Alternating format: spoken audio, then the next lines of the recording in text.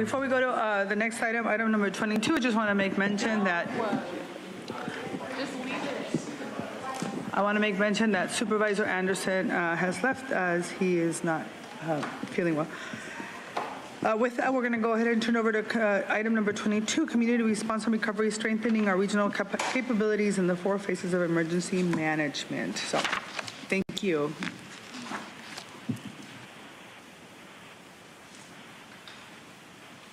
We're going to go ahead and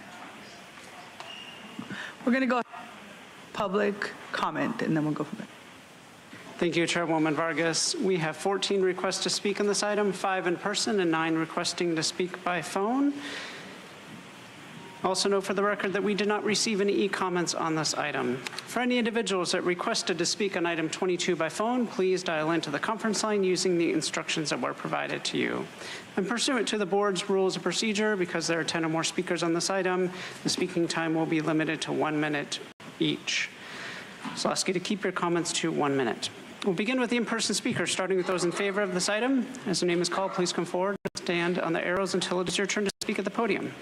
I'll be calling you in groups of 3, so I'll ask you to listen for your name. I'd like to invite forward first Dr. Critical Truth Bay, followed by Juan Cruz. Not seeing any movement, I'll go ahead and call the speakers in opposition: Mark, Catherine Rhodes, and allegedly Audra. If I've called your name, please come forward. I'll have 1 minute to address the board, and I'll ask you to please state your name for the audio record. Hello, Catherine Rhodes, and what I want to talk about is CERT. In the city of San Diego, we're not allowed to go to CERT programs and get CERT certified. City staff can, but city people that live in the city can't.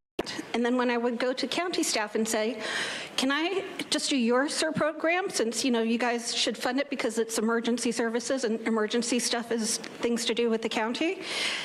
Your staff said, no, I'm not allowed to do CERT programs. I have to go through the city of San Diego. And I said, well, again, what they do is they put it in their budget that they're going to do this through the fire department, the classes for CERT.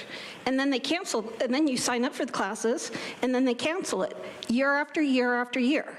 So I would say even do an audit of how many actual citizens in the city of San Diego get to be CERT certified compared to residents in the county of San Diego. I think this is something that you should do for all of us and just not limit it to the city of San Diego anymore. Thank you.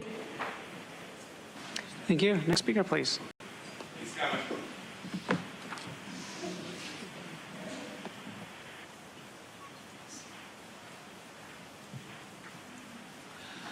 Hi, Mark. Preparedness. This is pretty absurd considering that I actually told you guys a plan for $24 million, literally, to have 12,000 rooms 3D printed. You could use them along the border that serve a double purpose of securing the border. And for another 24 altogether, you could give them each a 2,600 watt scooter. So you wouldn't have to worry about jamming up the mobility hubs. Instead, Todd Gloria is spending $840 million. So he's only about $800 million over budget. This is criminal. The guy who's leasing the building to our city, he's going to pay off his building 4 times, literally. It was $13 million for him. This is all a total scam, and 1 minute is not long enough. This is unreasonable according to the Brown Act. So just a reminder, we are on item number 22, Community Response and Recovery, Strengthening Our Regional Capabilities for 4 Phases of Emergency Management. Yes, and I told you, yes, and I wasn't off topic. We got a lot of things to do too. Next speaker, please. My person uses the name Audra. So again, on paper it looks good when you're saying that you're going to, strengthen our regional capabilities in the 4 phases of emergency management, when we've already failed miserably at making sure that anytime an emergency happens, that people are being taken care of and that things are going the way that it should. It's very sad to see that, we do things in efforts of talking about it and saying that we're going to do this, but the proof is in your actions of, I mean, look at what's happening with the storm victims still. They're still trying to recover and get their lives back. But it's a very slow, very, very slow pace. And it's sad that we get into the paperwork and doing the minutia of this kind of stuff as opposed to actually really helping people. So the hope is that one day you'll realize what you're doing isn't right. Thank you. A final call for Critical Truth Bay and Juan Cruz. Not seeing any movement in the chamber. We'll now hear from the individuals that requested to speak by phone. We'll start with our first caller.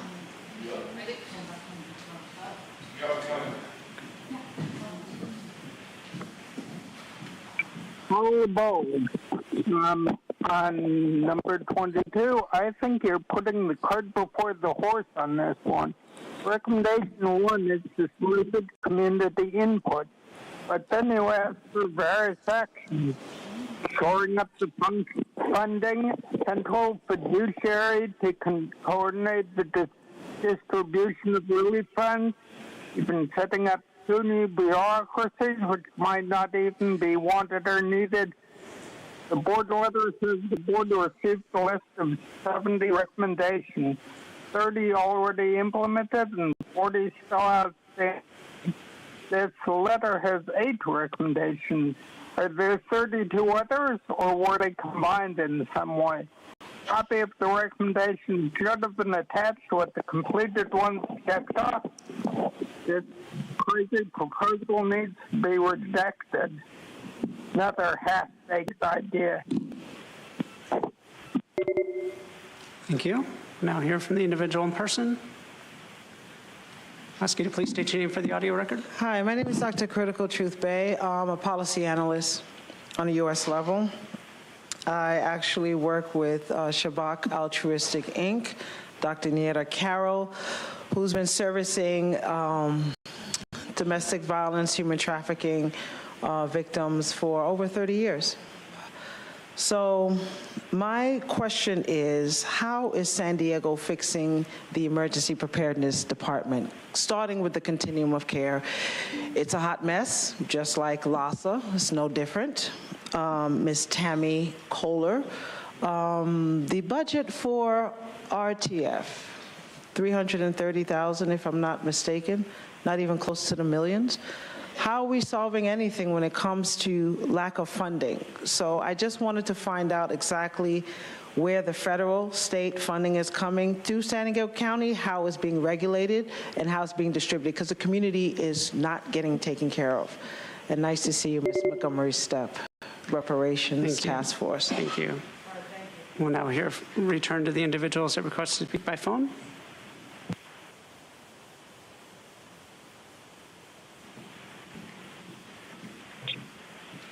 Consuelo, in response to what the woman just asked for her questions regarding the lack of funding, we live in abundance, okay? There's a lot of funding. Unfortunately, it's not going to the right places and for the right purposes. Bottom line is that this board, no matter who you know on it, does not work for the people. They're just puppets. Okay, back to 22. We're on 22, right? Yes, 22? Yes. Yeah. I'm going to just speak on 22. Okay, got it. Thank you. And with that being said, yep, I'm just going to repeat what Paul the Bull just mentioned regarding putting the cart before the horse in this crazy proposal. Gosh, we totally need to reject it, just like the person who proposed it. Let's see, recommendations. 1 is to solicit community. Thank you. Now hear from the next caller.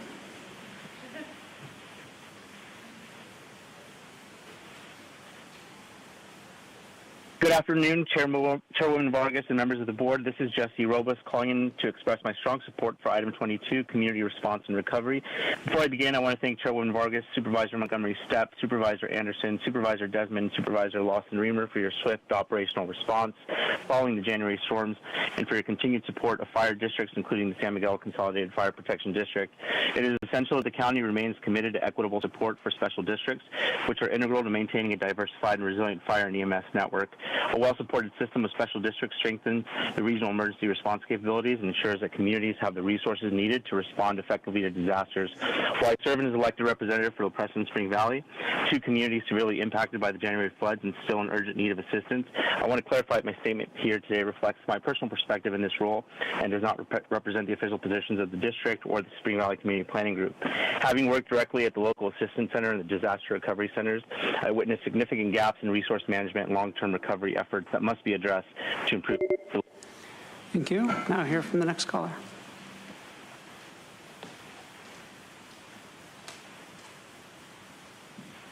It's truth regarding emergencies or faux emergencies. The county already proved in 2020 that it is incapable of properly responding to anything. The county has also failed to properly respond to the wild arsonists roaming the lands, along with illegal migrants setting fires at the southern border. Seeing that the county considers behavioral health a category needed within a disaster situation, that shows that priorities are still misplaced. The CBOs who so often fight for county tax dollars need to be highly vetted on their past work or lack thereof. I also would not want to see them used for government propaganda purposes like what happened in 2020. Private organizations should only communicate disaster response information on how to find help. What would transportation consist of exactly? A county van pool, public transit passes? In some disaster scenarios, cars, public transit, gas, and or electricity may not even be accessible or available. What would housing consist of? More hotels without guaranteed time frames? Let's be real, the shelters of today that are being used for the homeless were originally only for disaster response. For food, is the county going to stock up on MREs? And FEMA? No. Don't include... Thank you. Now hear from the next caller.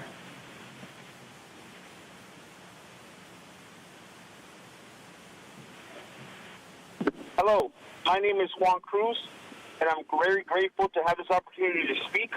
I am a Mount Hope resident, and I am a long life Mount Hope resident, and I think that I agree with this because January 22nd was a big day for San Diego, and it showed us that we have a lot of strengths, and we did very well as a county, but there's areas of improvement, right? Like everything, like just growth. And I think that's the key for our long-term success as a county, to have some strengthening in our capabilities of emergency management. I think we can do better in that area for long-term sustainability, thinking maybe 15 to 25 years away. If you look at it, it's not too far away. But I'm very thankful for this opportunity to speak on that. I think that it's very necessary for us for our growth and our development. County is. Thank you. And Chairwoman Vargas, that concludes public comment on this item. So I wanted to make sure when I talk about this issue, I wanted to remind folks that the Office of Emergency Services Head is really the entity within the County of San Diego that coordinates the overall county response to disasters. And OAS is responsible for alerting and notifying appropriate agencies with disaster strikes, coordinating all agencies that respond, ensuring resources are available and mobilized in times of disasters, and goes on. And then OES staff is the Operational Area Emergency Operations Center, a central facility which provides regional coordination, emergency response, and also acts as part of the Unified Disaster Council. And I happen to be the chair of it during this time, so whoever the chair is gets to work with them directly. So first, let me just say thank you for all of the work that all of you have done, particularly the work that took place this January. We've actually had, I don't want to jinx myself, because we have had many disasters in the last 4 years that I've been here, from my role as vice chair when we were, from COVID all the way to hurricanes and 100-year floods. It's real, the impacts that we have had. And so I want to say thank you to the team for being able to step up and do the work. But I wanted to make sure that we introduced this particular initiative today, because I really wanted to highlight the importance of the community component of it. And first, I also want to say thank you to Supervisor Montgomery Stepp for her partnership, leadership, and all the work that she did through the January floods. And I also want to highlight our interim CAO at the time, Sarah Agassi, and because of her leadership and some of the recommendations that she had as we responded to the floods as well. And of course, the rest of this team. But I think, following our board direction from January 30th, the staff prepared a report that lays out the steps what the county needed to take to strengthen our regional emergency capabilities. And the Public Safety Group has done a great job in creating a comprehensive list of recommendations to be better prepared for future emergencies. Like I said, I wanted to bring this item to the board today and get an opportunity to also get community input so that staff can implement recommendations and we can make sure that, as always, community comes first. That we continue to partner with community-based organizations in future emergencies. And I think everybody knows that on January 22nd, when the region was experiencing a 1,000-year storm that caused widespread flooding and damage, we all saw it and lived through it, and our streets turned into rivers of debris and houses flooded with up to 5 feet of water.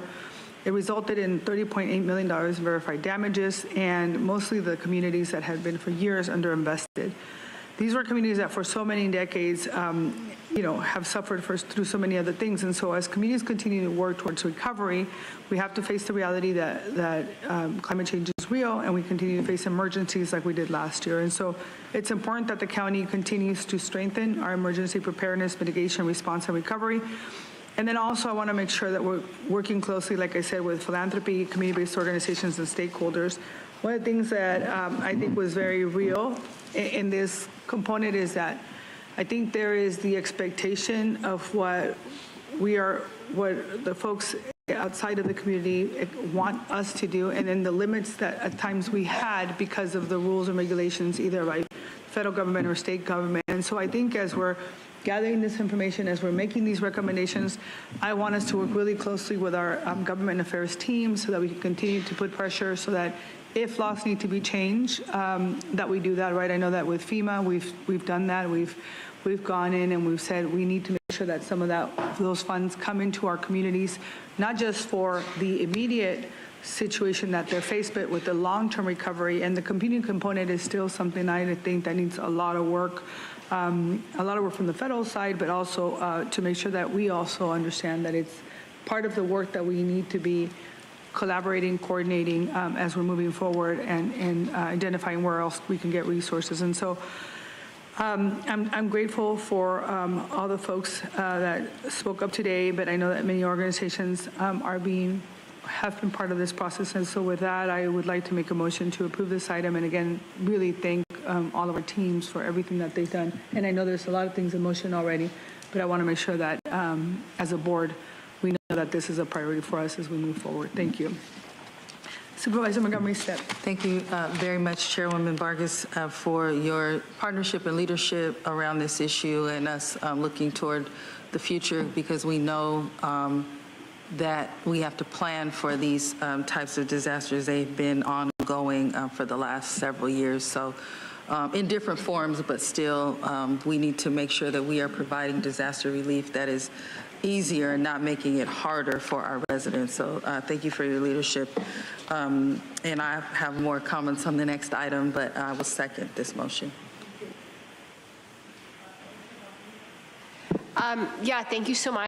I think obviously this is incredibly important, and I appreciate you taking initiative. I know we had a memo come back from staff and just taking initiative to get us moving on implementing some of the recommendations in the memo. I felt like it would be helpful for me and probably for the public to just kind of get refreshed on what was included in that memo, the kind of initial analysis and then the update that came back.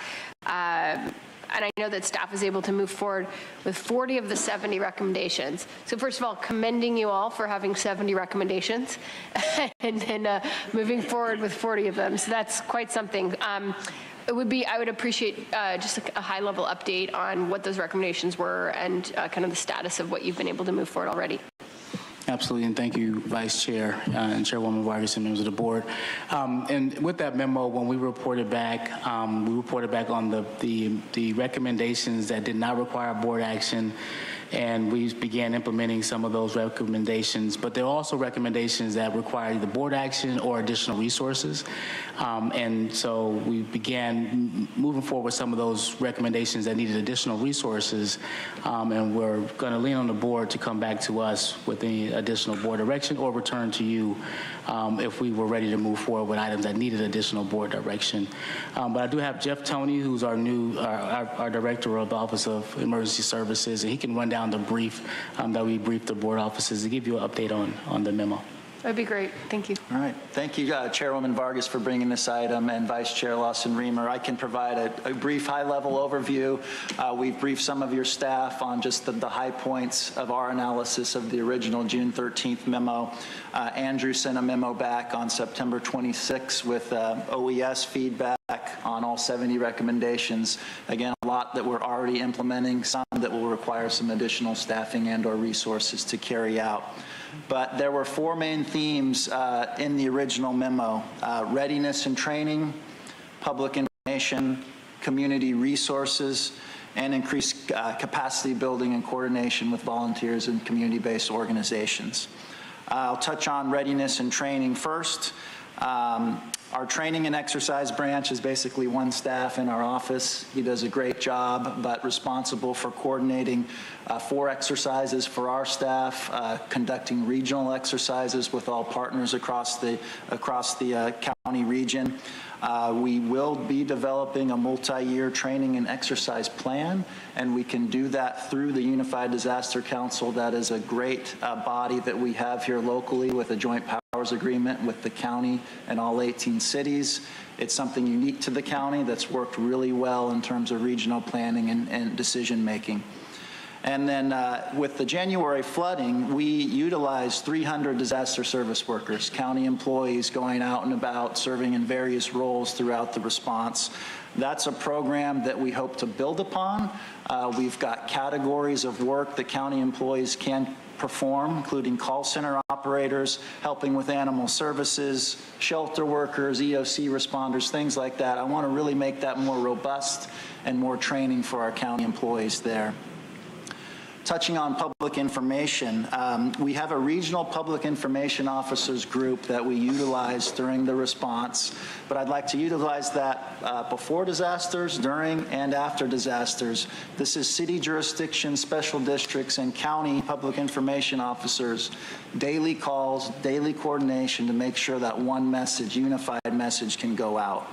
I'd like to see more translated documents and pre-scripted messages for the public. We have a lot of languages spoken throughout the county, so I would like to work with county communications on that initiative. And then we are in the process of redesigning our website and our emergency app on the phone to make it more user-friendly and update the content there. For community resources, one thing that's benefited us in previous disasters is as-needed emergency contracts. We have contracts in place with, for instance, MTS and North County Transit District for transportation. I'd like to increase the number and scope of those contracts. Food vendors, for one. We're pursuing an Uber Eats contract. We did utilize that during the response. Housing providers, mental health services, the more as-needed contracts that we can tap in working with DPC to do this, I think the better position will be for the future. Jurisdictional mutual aid agreements. We have some in place right now. We have mutual aid agreements with all 18 cities when it comes to utilization of our alert and warning system. We have agreements with hazardous materials response with our HURT teams. Perhaps we can explore others, perhaps some Department of Public Works opportunities. There is emergency managers mutual aid program that exists. If a city needs help in their emergency operations center, we can lend staff and vice versa, but I think there's other opportunities to explore with more agreements. And lastly, coordination with volunteers and CBOs. During the floods, I do think there was a gap. I do think there was a gap in visibility, knowing what the CBOs were doing on the ground. We stood up 2 congregate shelters in conjunction with the city of San Diego, And we were surprised to see the population of those shelters being so low at the time. But all these efforts were going on and funding was being used. We had the YMCA involved, Chicana Federation, et cetera, County Office of Education, on the ground doing great work, providing temporary lodging, hotel vouchers.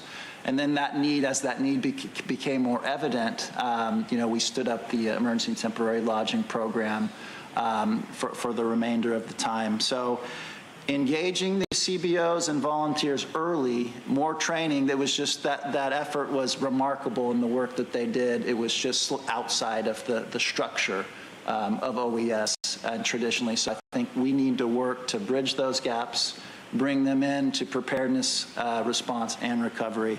And I think there's a great opportunity working with HHSA in particular, the Live Well sectors, homeless solutions and equitable communities. They're already doing amazing work with a lot of these organizations. So the more partnerships we can develop working in conjunction with HHSA, I think will benefit us greatly. And lastly, just increase the outreach and training opportunities, not just for first responders, but for community groups, for the community emergency response teams. We can really tap in. It's a whole community approach. It's not government. It's volunteers. It's community-based organizations, all working in tandem. And so I hope to move forward with a lot of this work. I think it's needed.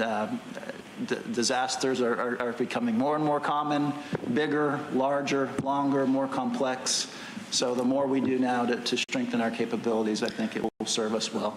Yeah, I think the one piece as we were, and the more we talk about it, the more ideas come out. But I think also trainings for not only the county supervisors and other elected officials. I know that organizations like National Association of Latino Elected Officials does a lot of briefings on emergency preparedness, et cetera. But as things are changing, I think it's very different when you are a school board member, when you're a city council member, when you're a supervisor. What is under your realm? How do we work together?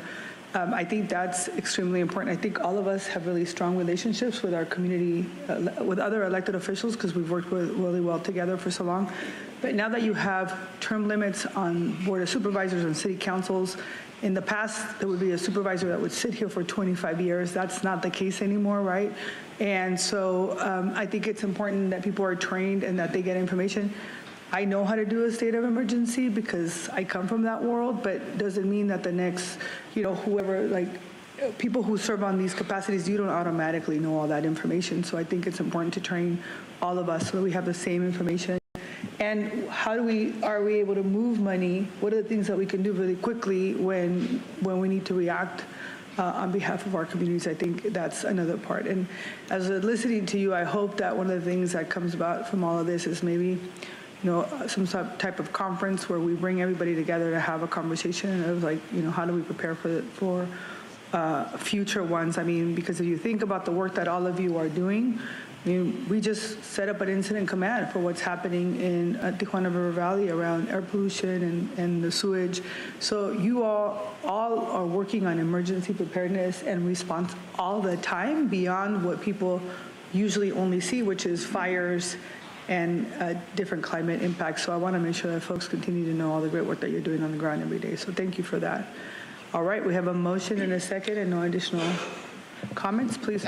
Oh, go ahead. Yeah, no, it's okay. Thank you. I wanted to thank you all for the work. I think this is great, and I actually will be really it will be really helpful for you all to come back with some kind of specifics based on what the chairwoman has proposed. And I know we're not going to be able to do everything overnight, right? That's clear. But what does it look like next year, the year after? Given that we clearly have a fiscally constrained environment, we have other priorities to balance. We know we can't do everything, but doing the best we can. So, thank you. And if I could real quick, I just wanted to acknowledge that point and just say through the operational planning process and through our 5-year forecasting process, specifically with the staffing of the recovery division and the community division, we're going to be phasing those in over the next few years. So you'll be seeing that throughout those budget presentations. Thank you. All right, and let's ask for more money from the federal government. With that, we have a motion and a second. Please vote. Chairwoman Vargas, that motion passes unanimously with all supervisors who are present voting aye. Okay. Thank you so much for everything. The next item on the agenda is a request for the San Diego County Board of Supervisors to authorize an audit of Arbor at ENT LLC DBA Equus Workforce Solutions. Okay, so I'm going to turn it over to Supervisor Montgomery Stepp. Thank you, Chairwoman Vargas, and thank you to the rest of my colleagues for considering this item. I also want to take a moment to thank community members who came forward and talked to my office to express their concerns about Equus services for flood survivors, some of whom I'm sure you will hear from today. On January 22nd, 2024, we experienced the heaviest rainfall in a single day in over 100 years in San Diego County. And as one would expect, the floods inflicted devastating and disproportionate impacts on San Diego County's most vulnerable and impoverished communities across southeastern San Diego and in the unincorporated areas of our county. This natural disaster ultimately led to thousands of our residents being displaced from their homes. In an effort to provide aid as quickly as possible, the board voted on January 30th, 2024 to authorize an amendment to the county's existing contract with Equus to provide temporary non-congregate shelter and case management services to individuals and families impacted by the floods. We ultimately went with this amendment strategy as it allowed the county to provide aid to these flood survivors more quickly than the typical procurement process for a new service provider, which would have taken months. Now, while we appreciate Equus' efforts to provide these services to our residents, we have since heard from many community members that Equus services were lacking. Flood survivors have reported frustration with disorganization, including being sent to hotels that had been shut down, as well as being repeatedly asked for the same personal information that had already been provided. This raised concerns that individuals' personal information was not being properly collected and secured. The accountability of government and our contractors is very important. And this is particularly the case when it comes to how we engage with and serve communities that have experienced decades of inadequate community and infrastructure investment, which left them vulnerable to the devastation from this 100-year rainstorm. The item that I've brought forward today provides an opportunity to address the community's concerns and ensure accountability for these flood survivors. The item directs the auditor and controller to perform an audit of Arbor ENT LLC, doing business as Equus Workforce Solutions related to the Emergency Temporary Lodging Program, and to report back to the Board of Supervisors within 120 days. The audit will include, if passed today, but not be limited to, a detailed analysis of Equus' actual expenditures versus contracted amounts, the number of households provided with temporary lodging, including their lengths of stay, an explanation of where each household went when their temporary stay ended or why they had to leave their temporary shelter, the types of case management services provided to the households, the number of households provided with case management services, a detailed analysis of Equus data security as it relates to the personal information provided by the households, the procedure used by Equus to address and try to resolve complaints made by the households, and the number and types of complaints made by the households. In addition to helping the county respond to community concerns, this audit will also allow the board to determine whether public funds were properly used by Equus and if any improvements can be made so the County of San Diego is better prepared for future emergency situations or natural disasters. And we also discussed that in the last item as well. Thank you again to my colleagues for consideration of this item, and I will turn it back over to the chair. Thank you. I'm going to go ahead and I'm happy to make a motion now. I can wait as well. Okay. Open up for public comment. Thank you, Chairwoman Vargas. We have 17 requests to speak on this item, 10 in person and 7 requesting to speak by phone. Also note that we received 1 e-comment in favor. Any Any individuals that requested to speak on item 23 by phone, please dial into the conference line using the instructions that were provided to you. We'll begin with the in-person speakers, starting with those in favor of this item. As your name is called, please come forward and stand on the arrows until it is your turn to speak at the podium. I'll be calling you groups of 3, so I'll ask you to please listen for your name. And since we have 10 or more speakers on this item, speaking time will be limited to 1 minute per person, so please keep your comments to 1 minute. I'd like to invite forward Mark, Jarrell Howard, and Robert Sanders. I've called your name. Please come forward.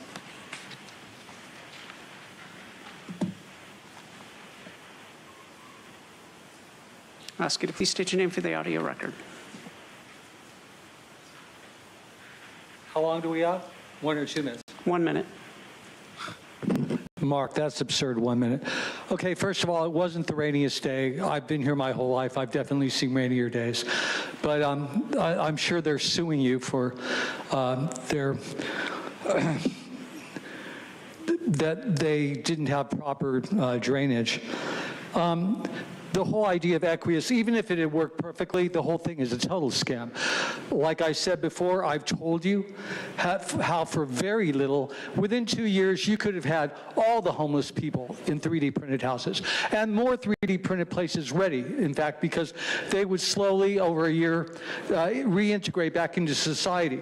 You'd have bank accounts for them, get them jobs. It would have actually helped solve the problem. Nothing can totally solve it, of course, unless you get rid of inflation, stop the Federal Reserve. But you're just not even trying to solve the problem.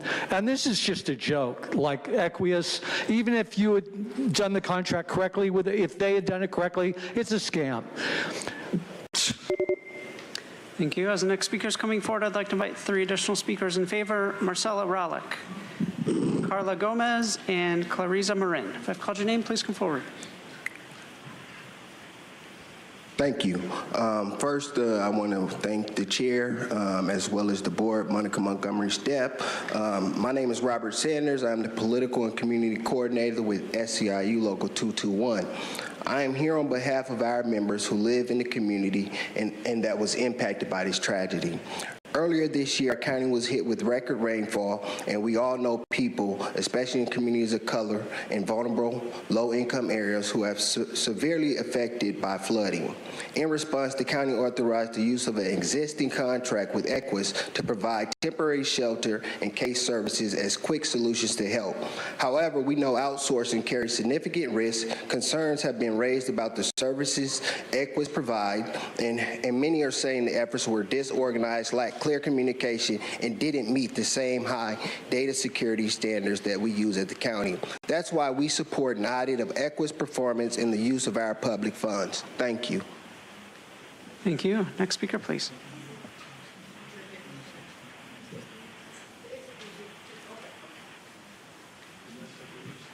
Buenas tardes, soy Marcela.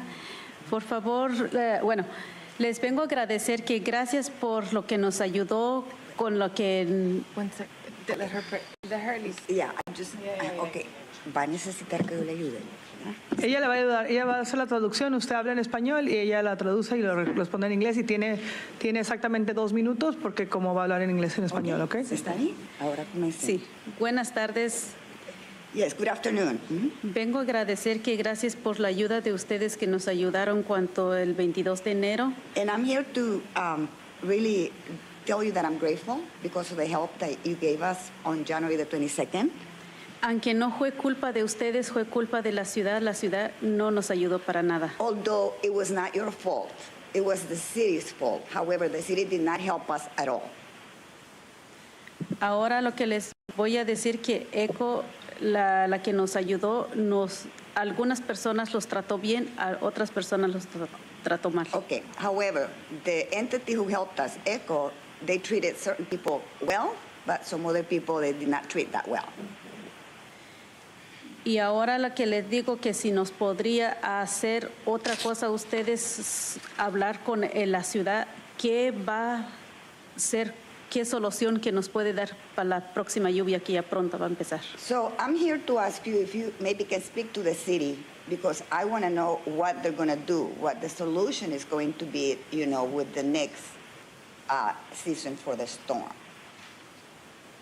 Como mi situación El canal no han limpiado desde ahora, desde el 22 de enero, no le han tocado nada. Ya, El 22? Sí. Okay.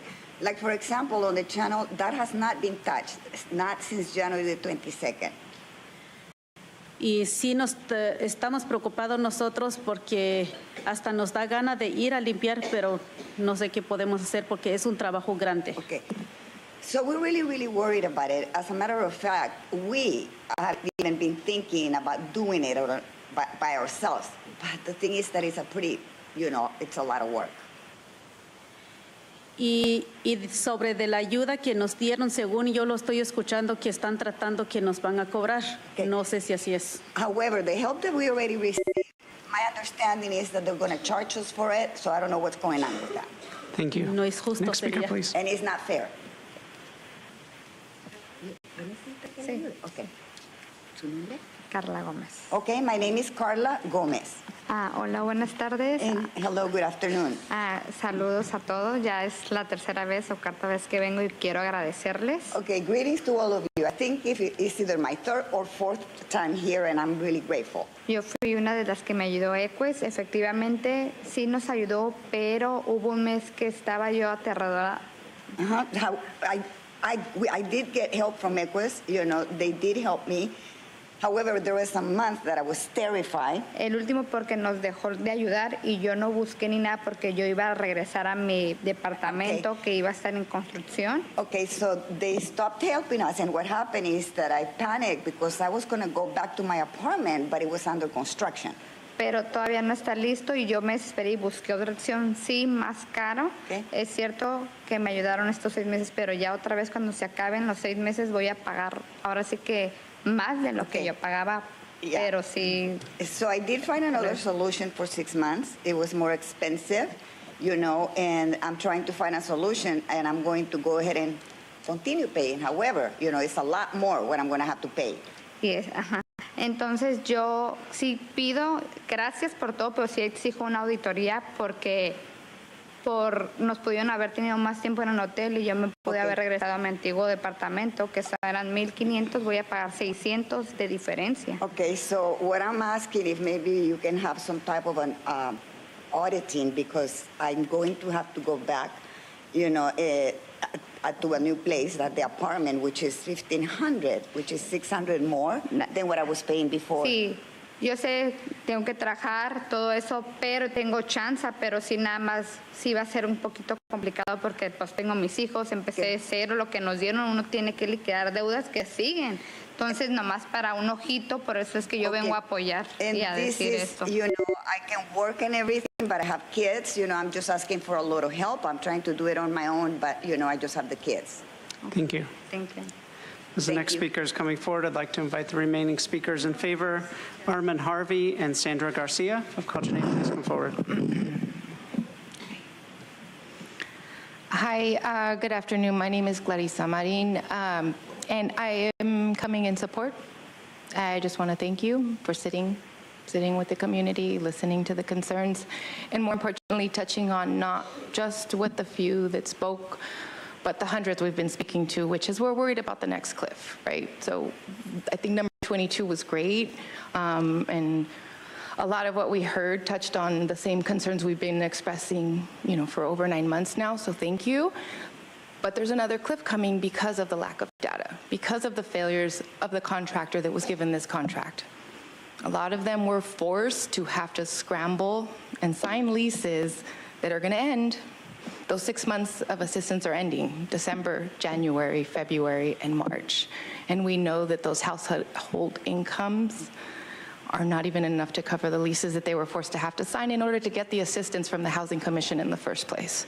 So we're hoping that there could be some form of solution. Thank you. Thank you. Thank you. Next speaker, please.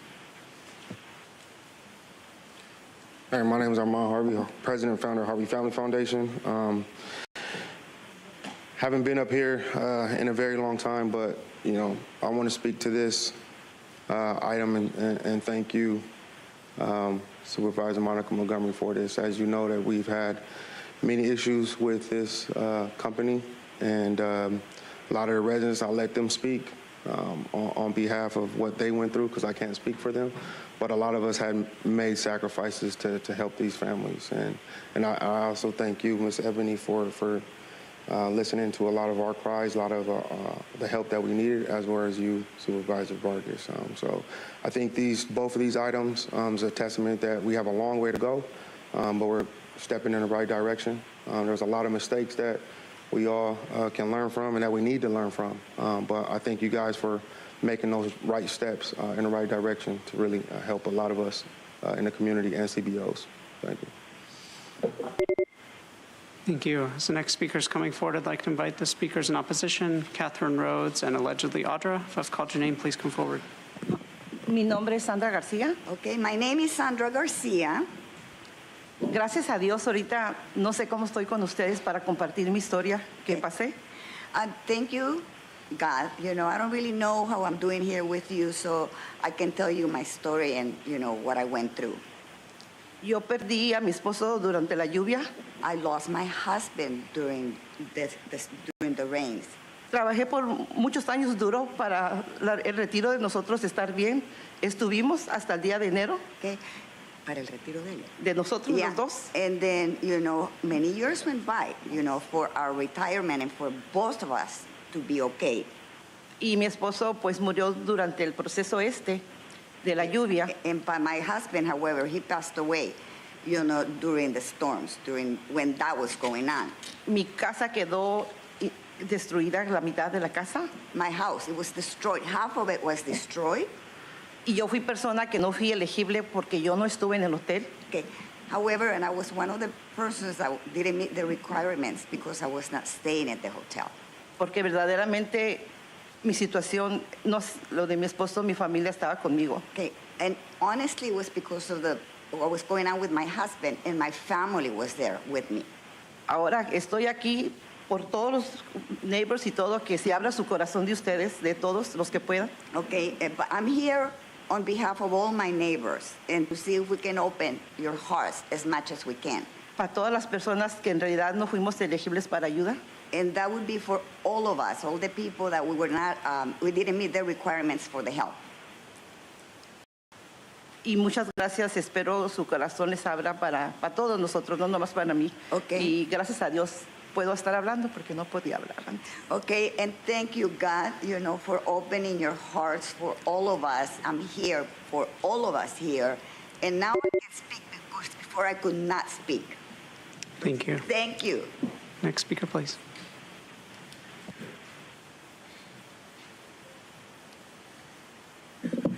Hello, Catherine Rhodes, and of course I'm for it, and I made a mistake. So anyway, here's the 2021 iNews source report about the scathing SDSU report that said Equus, your county contractors, were unqualified to operate the COVID-19 hotels. Then it says the county awarded $30 million to Equus for these hotels during COVID-19, and they had unqualified company with poorly trained staff who forced residents to suffer long delays for much needed medication, who allowed for gaps in services that may have led to overdoses and suicide. So anyway, there's a 154-page SDSU report that maybe you could actually look at before you do as part of your audit and see how they messed up before, and then you guys just gave it to them again. I don't know why you gave somebody that did such bad work. So anyway, the solution, instead of one big, huge, giant contract, make small contracts like we did for the convention center so everybody could get a little piece of the pie, and we could do it now. Thank you. Thank you. Next speaker, please.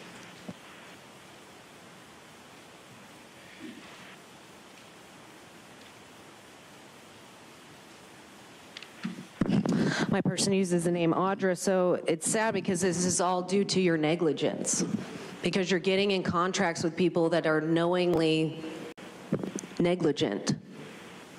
But you guys love to do that, and then you want to audit them. You guys should be audited for all of your pretend mitigation. And the propaganda that you're spewing by saying this is a 1,000-year storm, this is cloud seeding.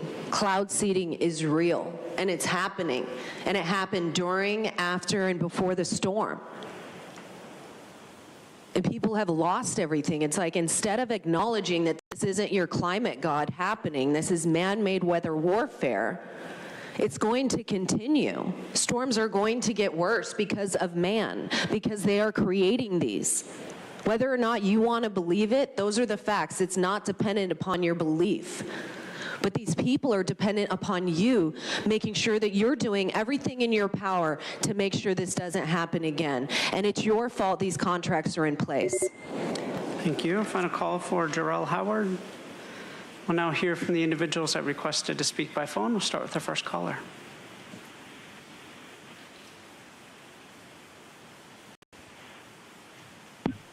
Polar Bowl. Equus has been horrible and needs to be audited. It might be good enough for Kentucky where it's based, but its performance here was abysmal. Let me be clear. It is a rotten idea to contract with an out-of-state contractor for local relief efforts, which involves detailed and up-to-date knowledge of local conditions, which an out-of-state contractor cannot provide in an emergency. Or maybe the contractor has their own local emergencies.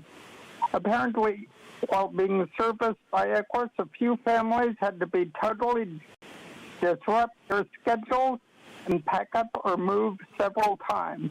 Even one such is substantiated. This should also be included in the audit. And the rainy season is coming. Who knows what it will bring? It is past time that we do an audit, which might...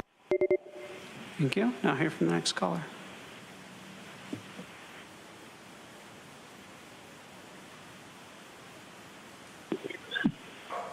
Consuelo.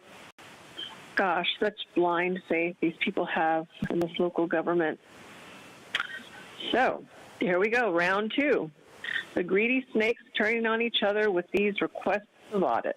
The city, county, to the woman, the city, el ciudad, el condado, igual diferencia, desastre, their disaster. Y también, sorry, my Spanish is horrible, but no eres el dinero del gobierno, era el dinero de nosotros. Nosotros, la gente, es la dinero de nosotros que está ayudando. Maybe that's not a word, ayudando, is it? Anyways, it's the people helping the people. That's what it's always been about. Stop begging. Stop looking for this government for any help, for any answers, because they're not there to serve us. Thank you. Now hear from the next caller.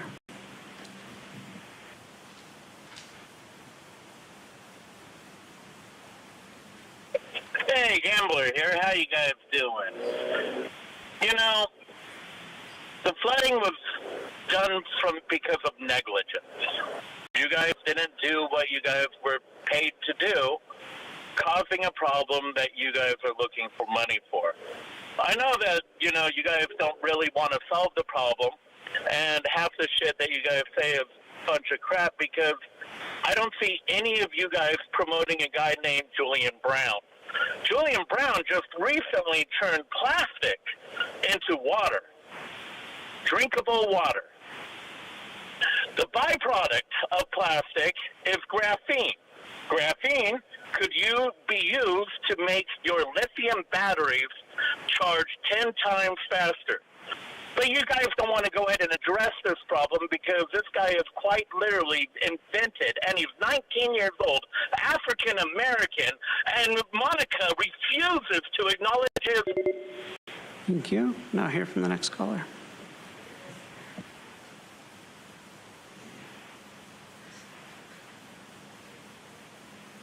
Truth, Nora, this was not climate change, this was negligence. Why is there an audit of how Equus mismanaged tax dollars, but no audit of how SBCS mismanaged tax dollars? Why should anyone believe there will be justice in this case if there was no justice in that case?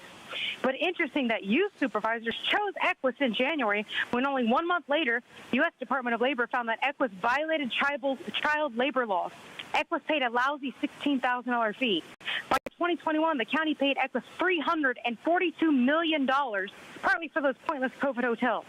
That SDSU study found Equus were unqualified to run the program and staff weren't trained. There was even a suicide in their hotels that went unnoticed for 5 days. There's systemic stupidity and deception with those who've been running the county the last 4 years. Jim said he wanted a full account of what the county paid versus the city of San Diego. Where's that report? To quote Jim, I feel we're rewarding negligence and incompetence. I demand a full audit of all the spending the county has done with Equus since 2010. You guys chose Equus year after. Thank you. And Chairwoman Vargas, that concludes public comment on this item. Thank you. Supervisor, I'm happy to second the motion, and I appreciate you bringing this item forward. I think that we heard loud and clear from so many in the community how many challenges people have had, and it still breaks my heart when I hear folks who were not able to apply or didn't meet the requirements. Again, I think that goes back to the other item where we need to make sure that as we're learning this information, we can share it with our federal government and our state government so that we can do a better job. Because all stories are different, and I know that in so many cases, so many folks ended up staying with family members because it was much more convenient than staying in a hotel as well. So there's a lot of work that we need to do in our procurement process and making sure that we're adequately reaching out to locally based community organizations to partner with them. And so again, thank you, Supervisor, for bringing this forward, and I'm happy to support this. And thank you to all the community members that participated today. Oh, Supervisor Desmond. Thank you, Madam Chair. Appreciate it. Yeah, I want to thank Supervisor Montgomery Stepp for bringing this item forward. You know, it's important, I think, to hold our contractors accountable for the work they did. However, you know, this is all caused by the city of San Diego and not keeping up their infrastructure or cleaning out the drainage ditch as they should have been doing. So, you know, especially because the taxpayers are footing this bill, I do think this audit's necessary. So I appreciate Supervisor Montgomery Stepp for bringing it forward. Okay, with that, we have a motion and a second. Please vote. Chairwoman Vargas, that motion passes unanimously with all supervisors who are present voting aye. Thank you. I'm gonna ask, can you go ahead and read the titles moving forward, because my voice is just leaving me now again. So. Happy to do that. Thank you. The next item for the board's discussion is item 24, reducing gun violence through a responsible firearm procurement ordinance. On behalf of the chairwoman, we'll begin with the public comment on this item. We have 11 requests to speak, 6 in person and 5 requesting to speak by phone. Also note that we received 91 e-comments, 90 in favor and 1 in opposition. For any individuals that requested to speak on item 24 by phone, please dial into the conference line using the instructions that were provided to you. We'll begin with the in-person speakers, starting with those in favor of this item. As your name is called, please come forward and stand on the arrows until it is your turn to speak at the podium. You'll have 1 minute to address the board since we have 10 or more speakers on this item.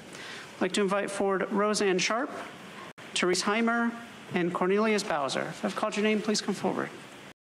And I'll ask you to please state your name for the audio record.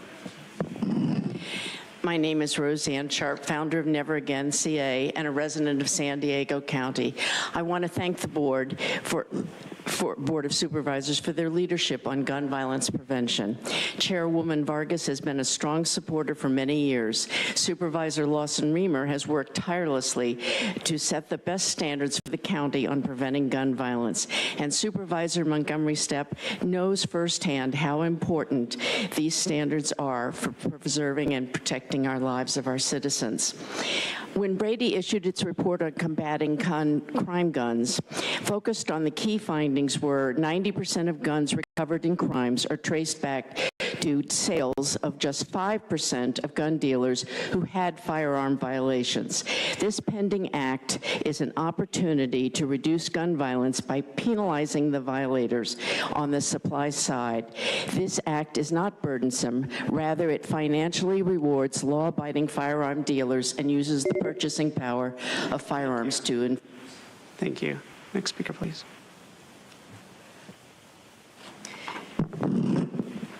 I am Therese Heimer, speaking on behalf of San Diegans for Gun Violence Prevention and Brady United, a member of our coalition. Just as a health department would not buy from medical businesses that violate health codes, law enforcement should not spend taxpayer dollars with firearm dealers that violate gun laws. Unfortunately, without a strong vetting process, the county can unknowingly purchase from dealers with multiple citations. From the incomplete records we have access to, the county has purchased from at least one such vendor in the past. The county made a purchase from LC Action, which 3 times faced a warning conference from the ATF, something only 2.5% of dealers receive. It had serious repeat violations, including failures related to background checks and inventory records. It had 63 crime guns traced back to it from 2021 to 23. Vendors should follow the laws to prevent gun trafficking, theft, and crime, and to protect our children from gun violence. Please vote yes.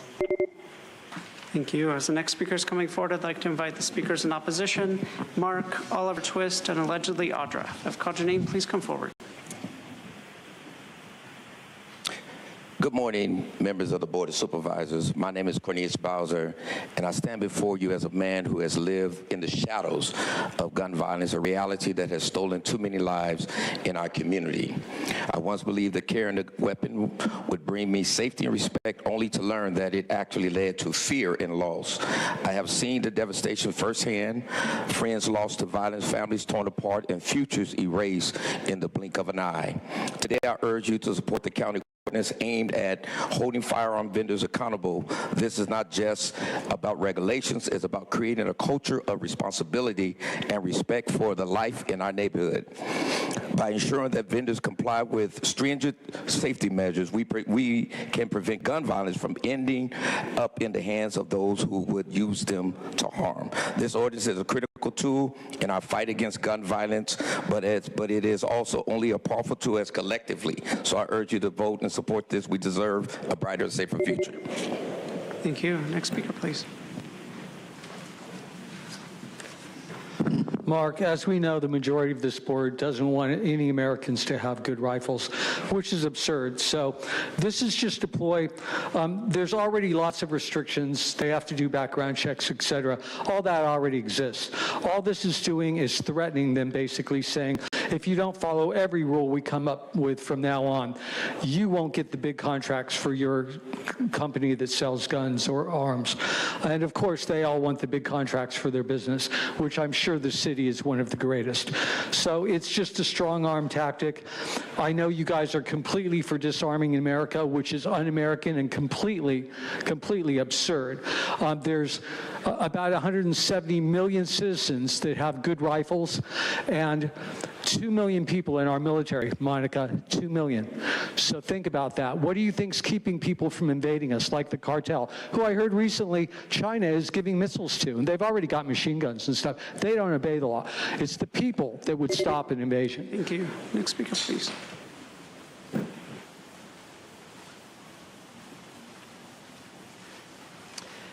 Good afternoon, Oliver Twist here, and I am in opposition to this item, not so much about gun rights or gun violence or any of that, but what I see this as is more government tokenism.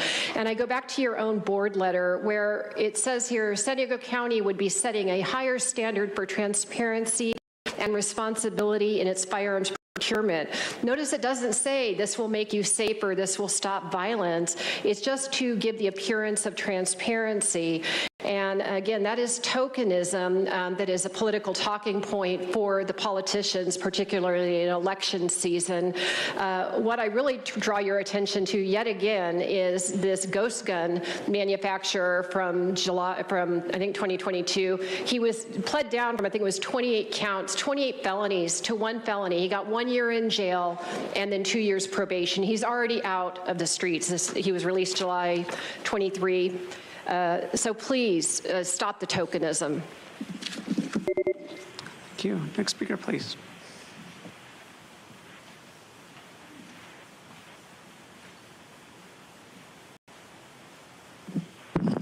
My person uses the name Audra. Inch by inch by inch, you guys are encroaching on the people's rights and their freedom to bear arms. So this doesn't have anything to do about safety. It's more about control. And, you know, people kill people, guns don't. It's the people. And there are always going to be guns on the black market. People are always going to be able to get a ghost gun, which I recommend, because there's no need for the government to encroach on our constitutional God-given rights. Our rights don't come from you guys, and the more that you try and usurp them, it's very telling, because, you know, you do things on the surface, again, that looks good. It looks like you're trying to do something, but you've obviously been, you know, procuring weapons from people that you supposedly shouldn't. But there are many weapons, and if you just go after these manufacturers, it's not going to stop any of the crimes that are taking place. In fact, we all need a gun. We should all have one, especially what's coming down the pipe and our nation being invaded. We need to be able to protect ourselves. Thank you. We'll now hear from the individuals that requested to speak by phone. We will begin with our first caller.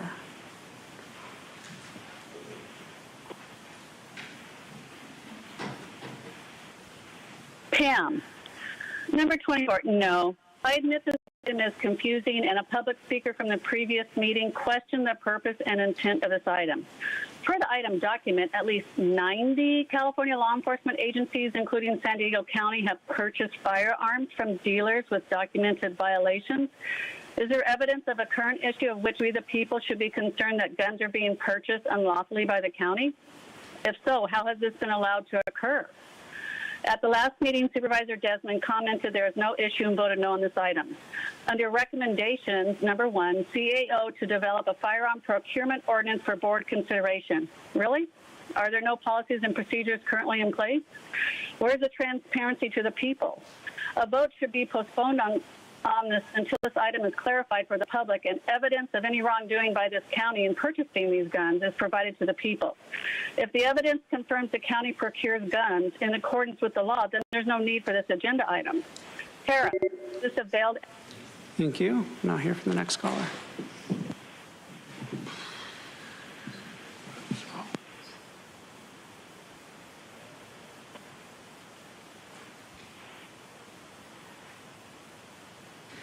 Next caller is Paul DeBold. Your device might be muted. We'll come back to that caller.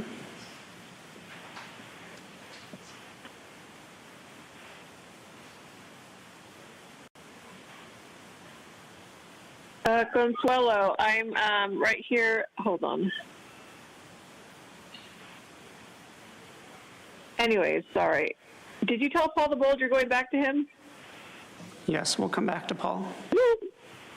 Okay, great. Okay, so I'm sitting here looking at a picture from a woman in 1972. She's going back to you, and she's there, and she's fuck. Hold on, sorry, I didn't mean to say fuck. Who was wounded. She's there shooting from a gun from her fiance who was wounded in a battle against the British Army. Her wounded fiance survived after being transported by a car to a safe place, while his girlfriend clashed with British soldiers until she was killed. When the commander of the battalion of the English soldiers found out that they were fighting a woman, he ordered his soldiers not to touch her body. Thank you. Now hear from the next caller.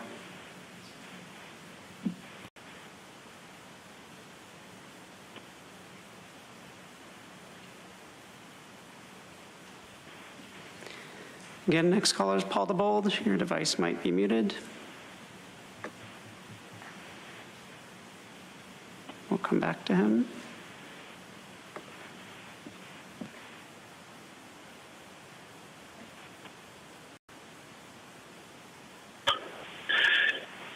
Gambler here. You know, bad move. You know, trying to mess with people's guns and all that stuff. I have no issues with people owning guns. Matter of fact, I believe that more people should own them. Hell, all of you should own a gun to protect yourself. Not to cause harm on anyone. You could go ahead and take a look at how many guns saved people's lives. Saved events. But no, we don't want to go ahead and cover that. We want to cover the crazy people that it's only crazy because of our media. Because you guys want to go ahead and separate us. Put us into little tiny groups and say the other group is trying to go after each other. You're causing all this hate. So what happens when there are no guns, except for the bad guys, which the Venezuelan guys coming over, taking over hotel buildings? They have an arsenal with them, crossed across the border, but no, we're not allowed. Thank you. Now hear from the next caller.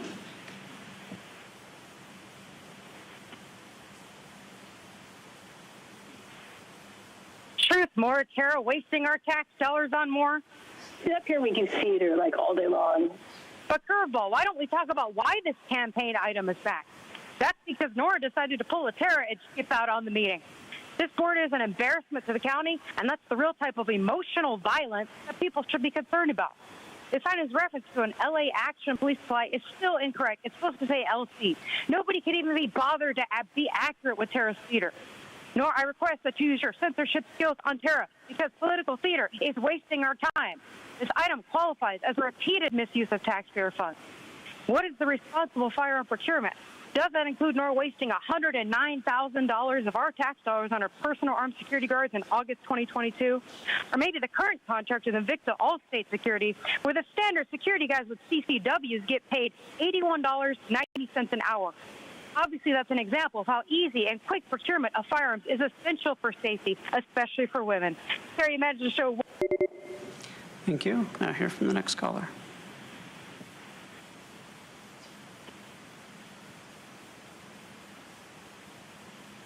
All bold.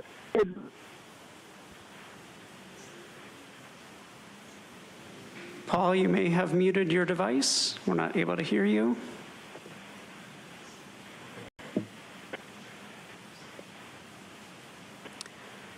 Paul, if you're still there, we're not able to hear you. And Chairwoman Vargas not hearing any communication with that caller. That concludes public comment on this item. Okay, I'm going to go ahead and have the Vice Chair introduce the item, and then I'm going to turn it over to my colleagues. Thank you so much. I really appreciate the opportunity to have this item heard again today. I've been beating the drum on this for 4 years now, and it could not be more urgent to continue taking strong action against gun violence and protect families and children in our communities from firearm tragedies. I'm proud that over the last 4 years, we've promoted stricter gun safety laws, expanded background checks, expanded the use of red flag laws, taken on the ghost gun manufacturers, and today's item adds another tool to our toolkit here at the county, which is leveraging our county purchasing power to help keep our community safe. Every year, our county law enforcement agencies spend millions of dollars on firearms to carry out their duties to serve and protect our communities. Our county procurement team helps put out bids and signs contracts with firearm companies. This is necessary. But we need to make sure we're doing business with companies who are following the rules and avoid giving taxpayer money to bad actor gun dealers. United Against Gun Violence found that as many as 90 California law enforcement agencies have purchased firearms from dealers who are out of compliance with state and federal law. My colleague, Supervisor Desmond, said last meeting that this policy is a solution looking for a problem. But our county is one of those 90 agencies. We inadvertently awarded a contract to a gun dealer with over 40 violations of state and federal law. This is unacceptable, and we can do better. One really promising model was recently adopted by the City of San Diego. San Diego City Council member Marnie Von Wilpert and City Attorney Mara Elliott worked with our partners at Brady, Team Enough, Gifford, Safer California, and San Diegans for Gun Violence Prevention to enact groundbreaking legislation called the Ira Sharp Firearm Accountability Act in the City of San Diego. I am hopeful we can borrow this approach and bring it to the county to expand the impact of this innovative law. Like the city, I also hope to name our ordinance after Ira Sharp, an inspiring champion who worked tirelessly to make our community safer. His wife, Roseanne Sharp, and son, Andrew Sharp, are both here today. I look forward to working with the Sheriff's Office as we develop this county ordinance. It would be an honor to have my colleagues' support on this item, and with that, I'd like to make a motion. Happy to second the motion. Supervisor Desmond? Thank you. Well, this is the third time, I guess, this has been before us here. And I appreciate you pointing out, Supervisor Lawson-Remer, that this entity had 40 violations. That was over 29 years that these violations, we don't know if these violations are what they were. They're not listed out, how severe any of them were. But I guess the title, Reducing Gun Violence Through Responsible Firearm Procurement Ordinance. We already have a responsible firearm procurement ordinance. We already have. This is a solution to a problem that doesn't exist. I've never heard of any issues or any problems with our gun vendors. The county already requires vendors to be in compliance with all state and federal laws. We check for federal disbarment with all vendors before executing contracts. There's nothing here to fix. This is a solution looking for a problem that doesn't exist. I'll be voting no for the third time today. Supervisor Montgomery Stepp. Thank you very much, Chairwoman Vargas. I want to thank our Vice Chair Lawson-Remer for bringing this item forward. I do support this policy, and I think that the county should make sure that it works with responsible firearm dealers. I don't think there's anything wrong with checking that and triple checking it if we have to. We should do everything possible to make sure that we direct county business only to responsible firearm dealers with a clean history of compliance with all state and federal laws. Adopting responsible firearms procurement ordinance will provide firearms dealers with an additional incentive to act responsibly and ensure full compliance with state and federal laws, because their future sales to the county would be on the line if they fall short. We know that we're also hamstrung, so to speak, as a local entity based on recent Supreme Court actions. But this is something that we can do, and I think that we should do it. It's a common sense policy that I support, and I look forward to reviewing with the CAO returns back to this board. Thank you. Thank you. And again, thank you, Vice Chair, for introducing this particular item on reducing gun violence through responsible firearm procurement. I think that as a board, we have an opportunity to really support initiatives that make a difference in the lives of so many. And so I think by implementing evidence-based changes and significantly reducing gun violence is critical for all of us. And if it takes a couple of times to bring it forth so that we can continue to push that, I'm happy to support it every time. So with that, we have a motion and a second. Please vote. Chairwoman Vargas, that motion passes with Supervisor Desmond voting no, all other supervisors who are present voting aye. Thank you. Next item for the board's discussion is item 26, entitled 2025 through 29 Consolidated Plan and Fiscal Year 25 through 26 Annual Plan Strategy Development for the Community Development Block Grant, Home Investment Partnerships, Housing Opportunities for Persons with AIDS, and Emergency Solutions Grant. We'll turn it over to county staff for the presentation. Good afternoon, Chairwoman Vargas and members of the board. The purpose of today's presentation is to receive community input and adopt the 2025 to 29 Consolidated Plan Strategy. The Consolidated Plan Strategy includes new 5-year goals and serves as a guiding document to prioritize funding.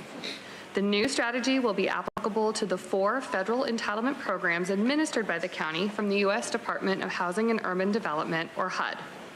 Every dollar invested through these programs will be tied back to the 5-year goals presented here today. The 4 federal entitlement programs included in the Consolidated Plan Strategy support the 5 strategic domains in the county's framework for ending homelessness. These programs also support the 5 P's solution framework established in the county's housing blueprint, which are to promote equity, produce housing for all, preserve vulnerable housing, protect tenants, and prevent displacement. Here with me today to present on the process and development of the 2025 to 29 Consolidated Plan Strategy is David Estrella, Director, and Kelly Salmons, Deputy Director of Housing and Community Development Services, or HCDS. David? Thank you, Kim. As mentioned, today's Consolidated Plan Strategy sets the strategic goals that will be incorporated into the 25-29 Consolidated Plan, which directs investments for the upcoming 5 years. These 4 federal entitlement grants are the county's primary outside funding source for affordable housing, community development, and related services, providing approximately $14 million per year. Each entitlement program has a slightly different mission and eligible service area.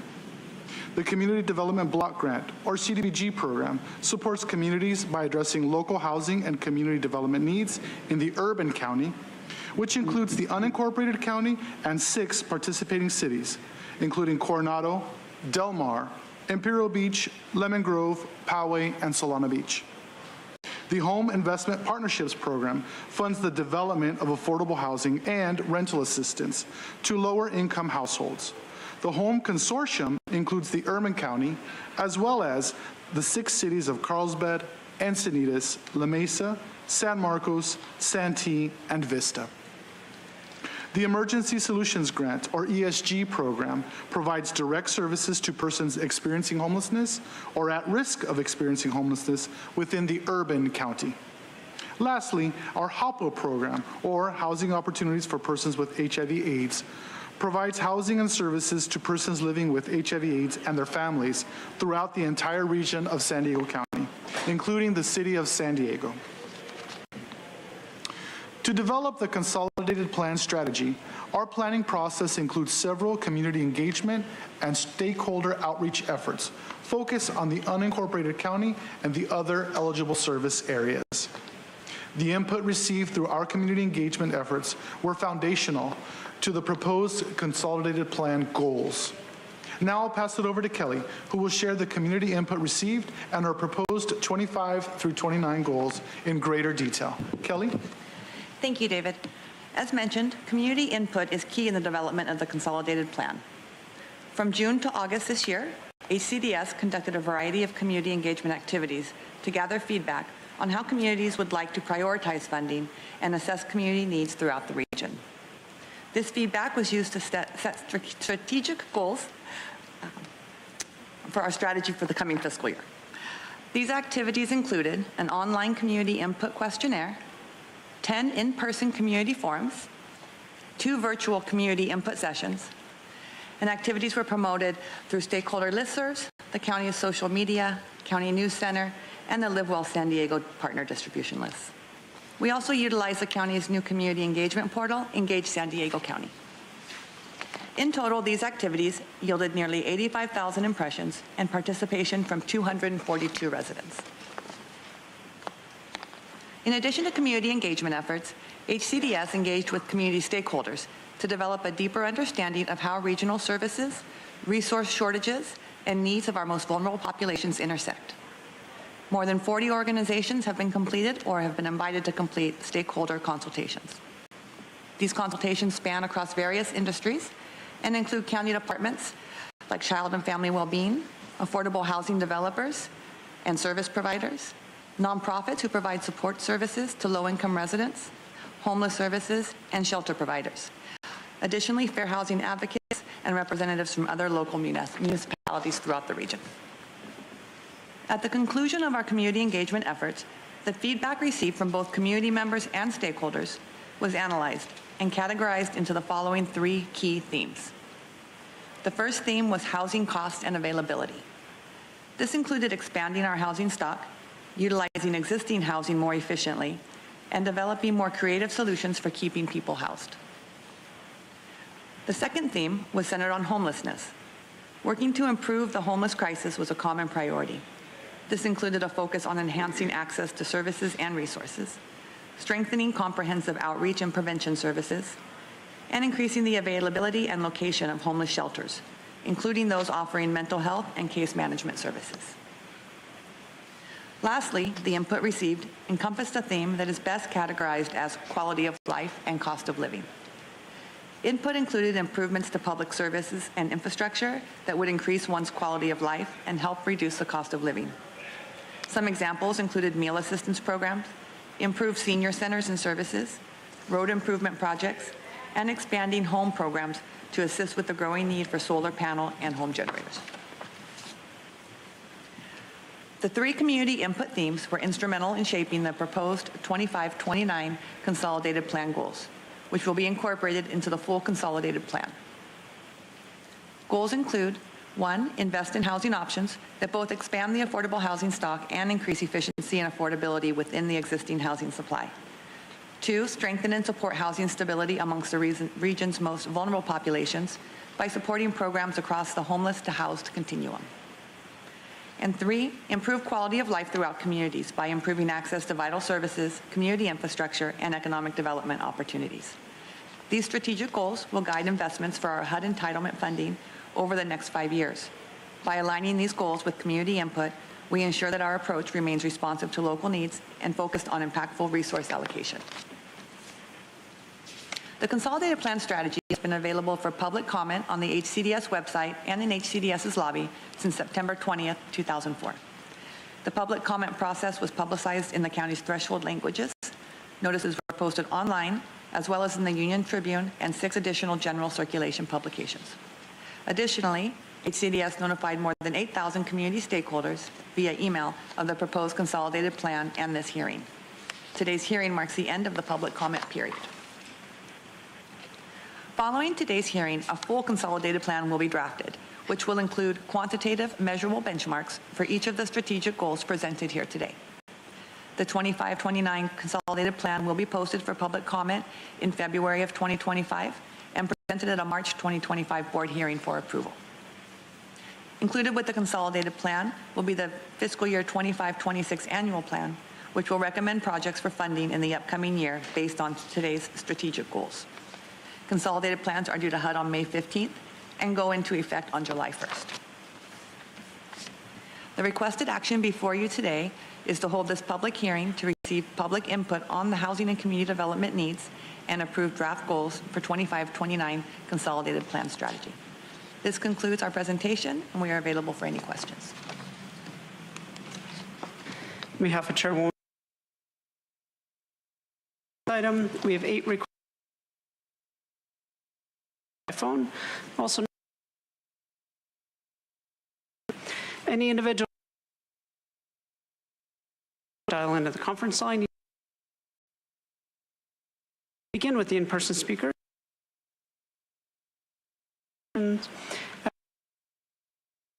Until it is your turn to speak. To address the board, I'd like to invite forward critics, followed by and allegedly.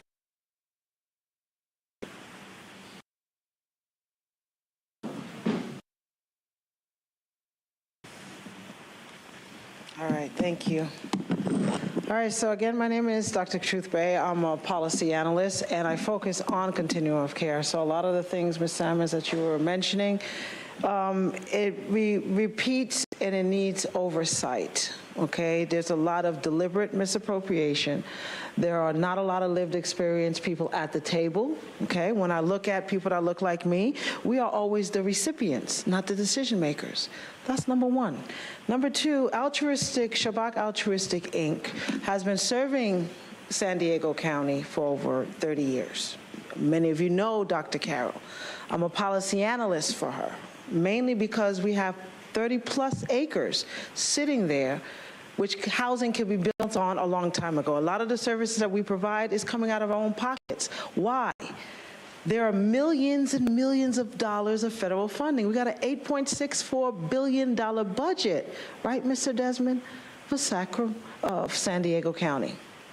And I want us to be very clear. The public doesn't really know that it's the continuum of care that's responsible for homelessness. You got to do town halls with the people. You got to let our taxpayers know exactly what is really happening. So I personally would like to work with you at the table with our group so we can actually narrow down the funding and really house people for real. Because this presentation is lovely, but it just blows smoke. In reality, we have to be real on where the funding is going, because a lot of the staff of homeless agencies are being paid, but the services are being cut. So let's stop making money off of people's tragedy and let's house people for real. And this is why we're here. So we're working not only for San Diego, but Sacramento County, Alameda County, Los Angeles County, and we want these counties to work together because this is where the highest rate of homelessness is. So that being said, I say thank you again for allowing me to speak, and I will give you my information and like to connect with you afterwards. each district. Thank you. Thank you. Next speaker, please.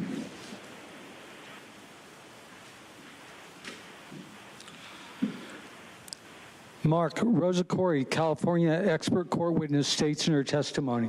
For 30 years, I've worked for the California Department of Transportation. I'm a district branch chief, and I've just retired. I'm a litigation support person and expert witness in land use and property valuation. And those years of analysis and litigation support prepared me for recognizing the planning revolution that was sweeping the nation, that began, that I first noticed back in 2002. And in researching that, as well as in fighting a huge fraudulent redevelopment project in my city, where I was actually elected to the project area committee, and from sitting on that committee and doing research, I found that the whole project was fraudulent. It's a long deal, but through researching that, I found the issues behind it, and they led to United Nations Agenda 21 Sustainable Development. Like one of your members said in his testimony in regards to House Bill 1634, I was a skeptic, and that's what you should be. But in doing the research, I found that this really wasn't something that was a conspiracy theory. It's not a conspiracy theory, it's a conspiracy fact. And this information is fully documented. Everything that I'm going to be talking about today is a fact. And if I'm speculating or I'm giving my opinion on something, I'll tell you. Otherwise, everything I'm talking about is fully documented. So I know that as Americans, you're going to find yourselves deeply at odds with and completely concerned by the agenda for the 21st century. And that is what it's called by the United Nations and the world. It's not Catch-22. It's not Area 51. It's Agenda 21 because it is the agenda for the 21st century. That is what it's called by the United Nations. It's a blueprint. It is the action plan to inventory and control all land, all water, all minerals, all plants, all animals, all construction, all information, all energy, all means of production, and all human beings in the world. It is a totally comprehensive plan. Yes, it's we'll just do what we can with the fabulous technology of our 21st century here. It is a transition from representative government. Now, this is serious. It's a transition from representative government to government by unelected boards and commissions. Gavin Newsom is a young global leader for the World Economic Forum. Do you, Nora, deny Microsoft Copilot's statement that you participated in the UN meeting with young global leaders in September 2024? Thank you. Next speaker, please. No response? Hello, Catherine Rhodes. 3 weeks ago, you guys were supposed to call me back, specifically Kelly, and then I was also wondering if I could get a meeting with you and David together so I could talk to you guys regarding what the CAO asked you guys to talk to me about, which is when I talked to HUD and said, we have a solution for the homeless. We have and the solution, there's two solutions. One is the 7% compound interest on the original $240 million debt in the HUD OIG audit debt repayment to Community Development Block Grant Program income since 2009. That would give us about $100 million. All you need to do is have an agreement with the city and the county. When I talked to HUD, they said, write up the agreement. And I said, oh, I could write up the agreement. You could write up the agreement. We could do this. The other thing is the 10,000 affordable housing units that were destroyed in the redevelopment project area, that should be a debt to the poor in San Diego. We've never gotten justice for this. We could actually get justice for this. We could and for Kim, we could solve our homeless problem. We could solve all the different issues of the people coming out of jail. And of course, Monica, Montgomery Stepp, I've talked to you, came to the city so many times, you didn't really understand the issue. But I think maybe if I could have a meeting with you guys, I could actually show you the fabulous solution. And so my solution is try to get $5 to $10 billion of debt from the redevelopment agency, successor agency, by adding line items to the recognized obligation payment schedule through the oversight board. $5 to $10 billion. The city and the county, when they were trying to get the Charger Stadium back in the day, Nathan Fletcher actually was a person who did that midnight deal for the redevelopment that ended redevelopment because of the shady practices that they were doing. But everybody wants as much debt as possible, billions of dollars. Please call me, please. Thank you. We'll now hear from the individuals that requested to speak by phone. We'll start with our first caller.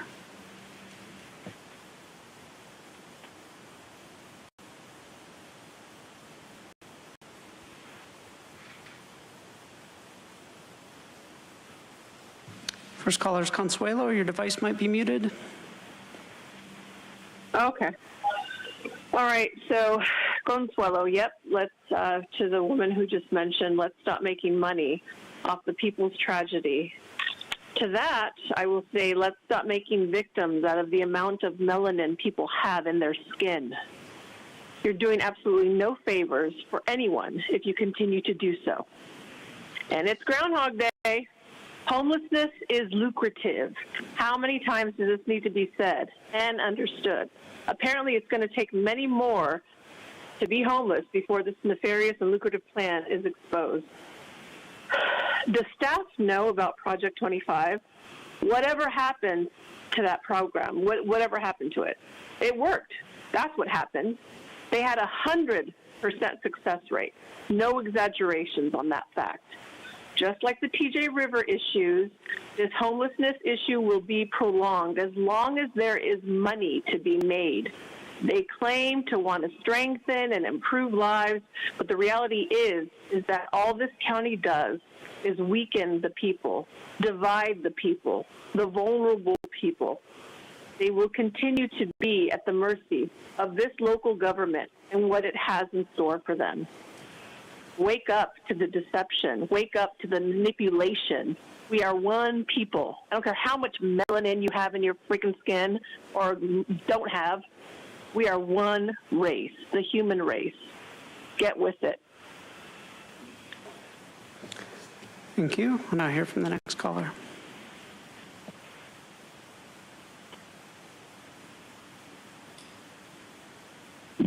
Yeah, we need to quit blowing smoke up the people's, rears. And like what we're doing is actually helping the problem, because you guys can plan and strategize all you want, but the proof in your actions and what actually comes forward from them that proves to people that this is a bunch of busy work. It's to placate the people like you're actually going to solve the problem, but it is a business, and it will continue to stay a business when we're working with NGOs, nefarious gangster operations, and of the like, to pretend to provide the services that need to be provided, all while it's filling and lining the pockets of the CEOs. And, the people then just continue to suffer because it isn't about stopping it. That's the problem. It's you don't have a business if you don't have a customer. So the point is to continue to keep the customers so that you can continue to have a business. And it's sad because this is off the backs of people who are suffering, people that need these dire, resources that are just being denied or put on a list to just continue to wait. And it'll be interesting when the point in time count comes forward again to show that your actions have failed miserably as far as trying to provide or pretending to provide these resources to the people. And, it's sad because none of you have to worry about where you're going to lay your head down to sleep, what kind of food you're going to be able to eat, yet you don't mind that these people are suffering and are just have to come and continually, time after time, ask for the things that, we've already been paying for, and yet then we give it to illegals. We give it to so many people that aren't deserving, don't, support the community. And so if you weren't doing those kinds of things, maybe there'd be more resources. But again, because it's a business, there's never going to be enough, because then you would get rid of your customers. And just like Big Pharma, you need your customers in order to continually come back in order to have your business. So, hopefully one day you don't ever have to go and actually be homeless and see what that feels like. But at the same time, maybe you need to be so that you can. Thank you. Your time is up, and I'm going to ask you to please state your name for the audio record. My person uses the name Audra. Thank you. Now I hear from the next caller.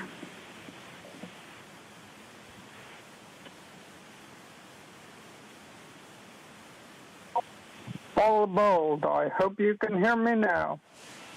Hello? Yes, please go ahead. Can you hear me? Okay. HHSA goals are affordable housing opportunities, housing stability, and improve the quality of life. HHSA hasn't done it yet. The primary drivers of unaffordability are greed of large developers. You need to cap rent increases and the cost of living. 2, you need to build quicker than traditional housing. There are 3D printed houses, tiny houses, shipping crate houses, things like Adobe construction. These are cheaper, quicker to build, and align more closely with the current housing needs. So when the market takes off or housing demand decreases, you won't have such a huge oversupply. 3, we need to provide mental, behavioral, and other health services all over the county. We've made a good start, but most of the centers with complete services are still concentrated in the big coastal cities. So, I mean, HHSA can put all the fancy documents they want over on us, but they still need to do a heck of a better job in doing what they set out to do in the first place. Thanks. Thank you. Now hear from the next caller.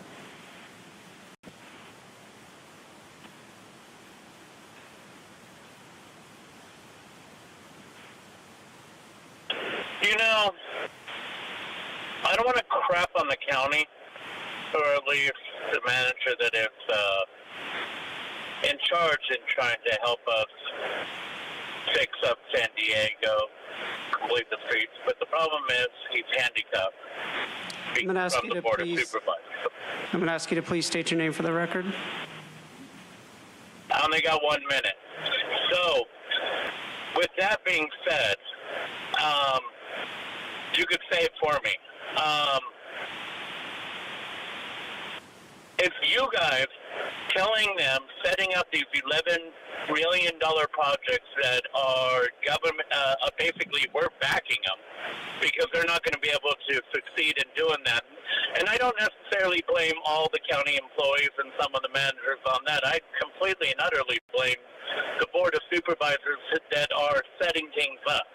We don't have a housing problem because people are getting, that there's not enough houses. No, people are getting kicked out of their houses through, you know, what you want to call natural disasters, but really, quite honestly, you guys set that up so that you could, you know, get more homeless, because the homeless is where you guys get the votes so that you could continue your shenanigans.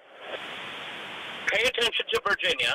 Virginia will show the fact that there is election fraud. The states that do all vote by mail, they're screwed. And the other states, varying on how they do the vote by mail thing, whether or not how corrupt it's going to be. So let's go ahead and wait and see how that turns out, and then continue doing your crap. And I hope all this stops at the end of this, and I hope nothing bad takes place. But everyone is scared right now. And it's because your guys' inactions to take care of a problem you should have taken take care of a long time ago, instead of throwing me away, throwing me in jail.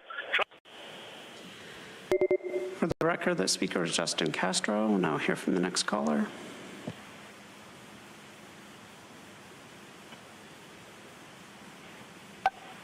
Truth for the record, thank you, county camera crew, for that fast sweep angle to the beginning of the presentation. That actually helped wake me up from Tara's political theater speech earlier. Also, for the record, I am one of those so-called impressions who checked out the county's Engage website. Ironically, I was not impressed and quickly left the site. Why does it feel like the CDBG bucks, Top of Washington's Home Partnership pennies, and ESG greenbacks keep coming back every month without any real, tangible update? I don't think I even approve of what this item refers to as an overarching plan. Excluding business Stepford stakeholders, has there been enough real feedback to create a plan? Is the county asking the homeless their opinions on the current programs about whether or not they're actually working or accessible? I want staff on the equal ground level with those they claim to serve.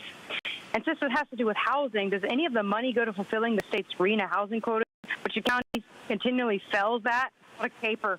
What even is this permanent affordable housing this item refers to as a mathematical impossibility? And logically affordable to who?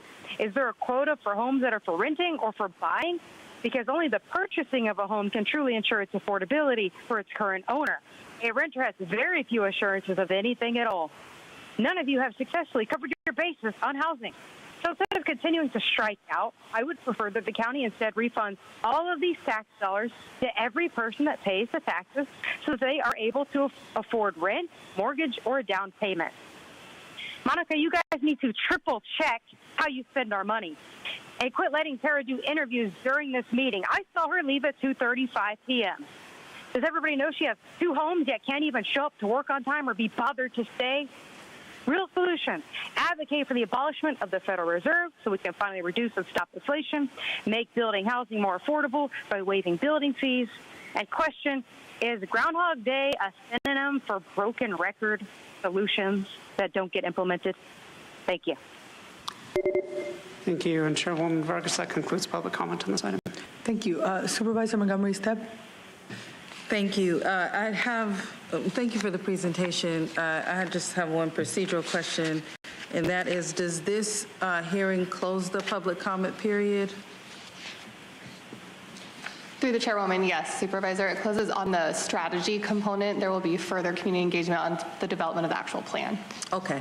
I mean, we heard some public comments here today, and it's an ongoing and evolving process, right? So appreciate that.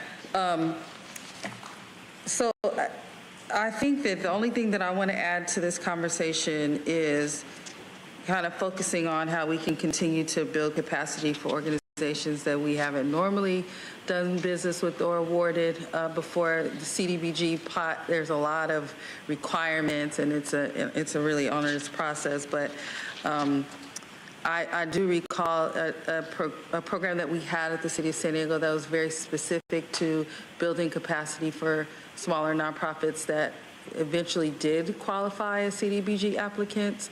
It was a very rigorous, like 2-day, curriculum.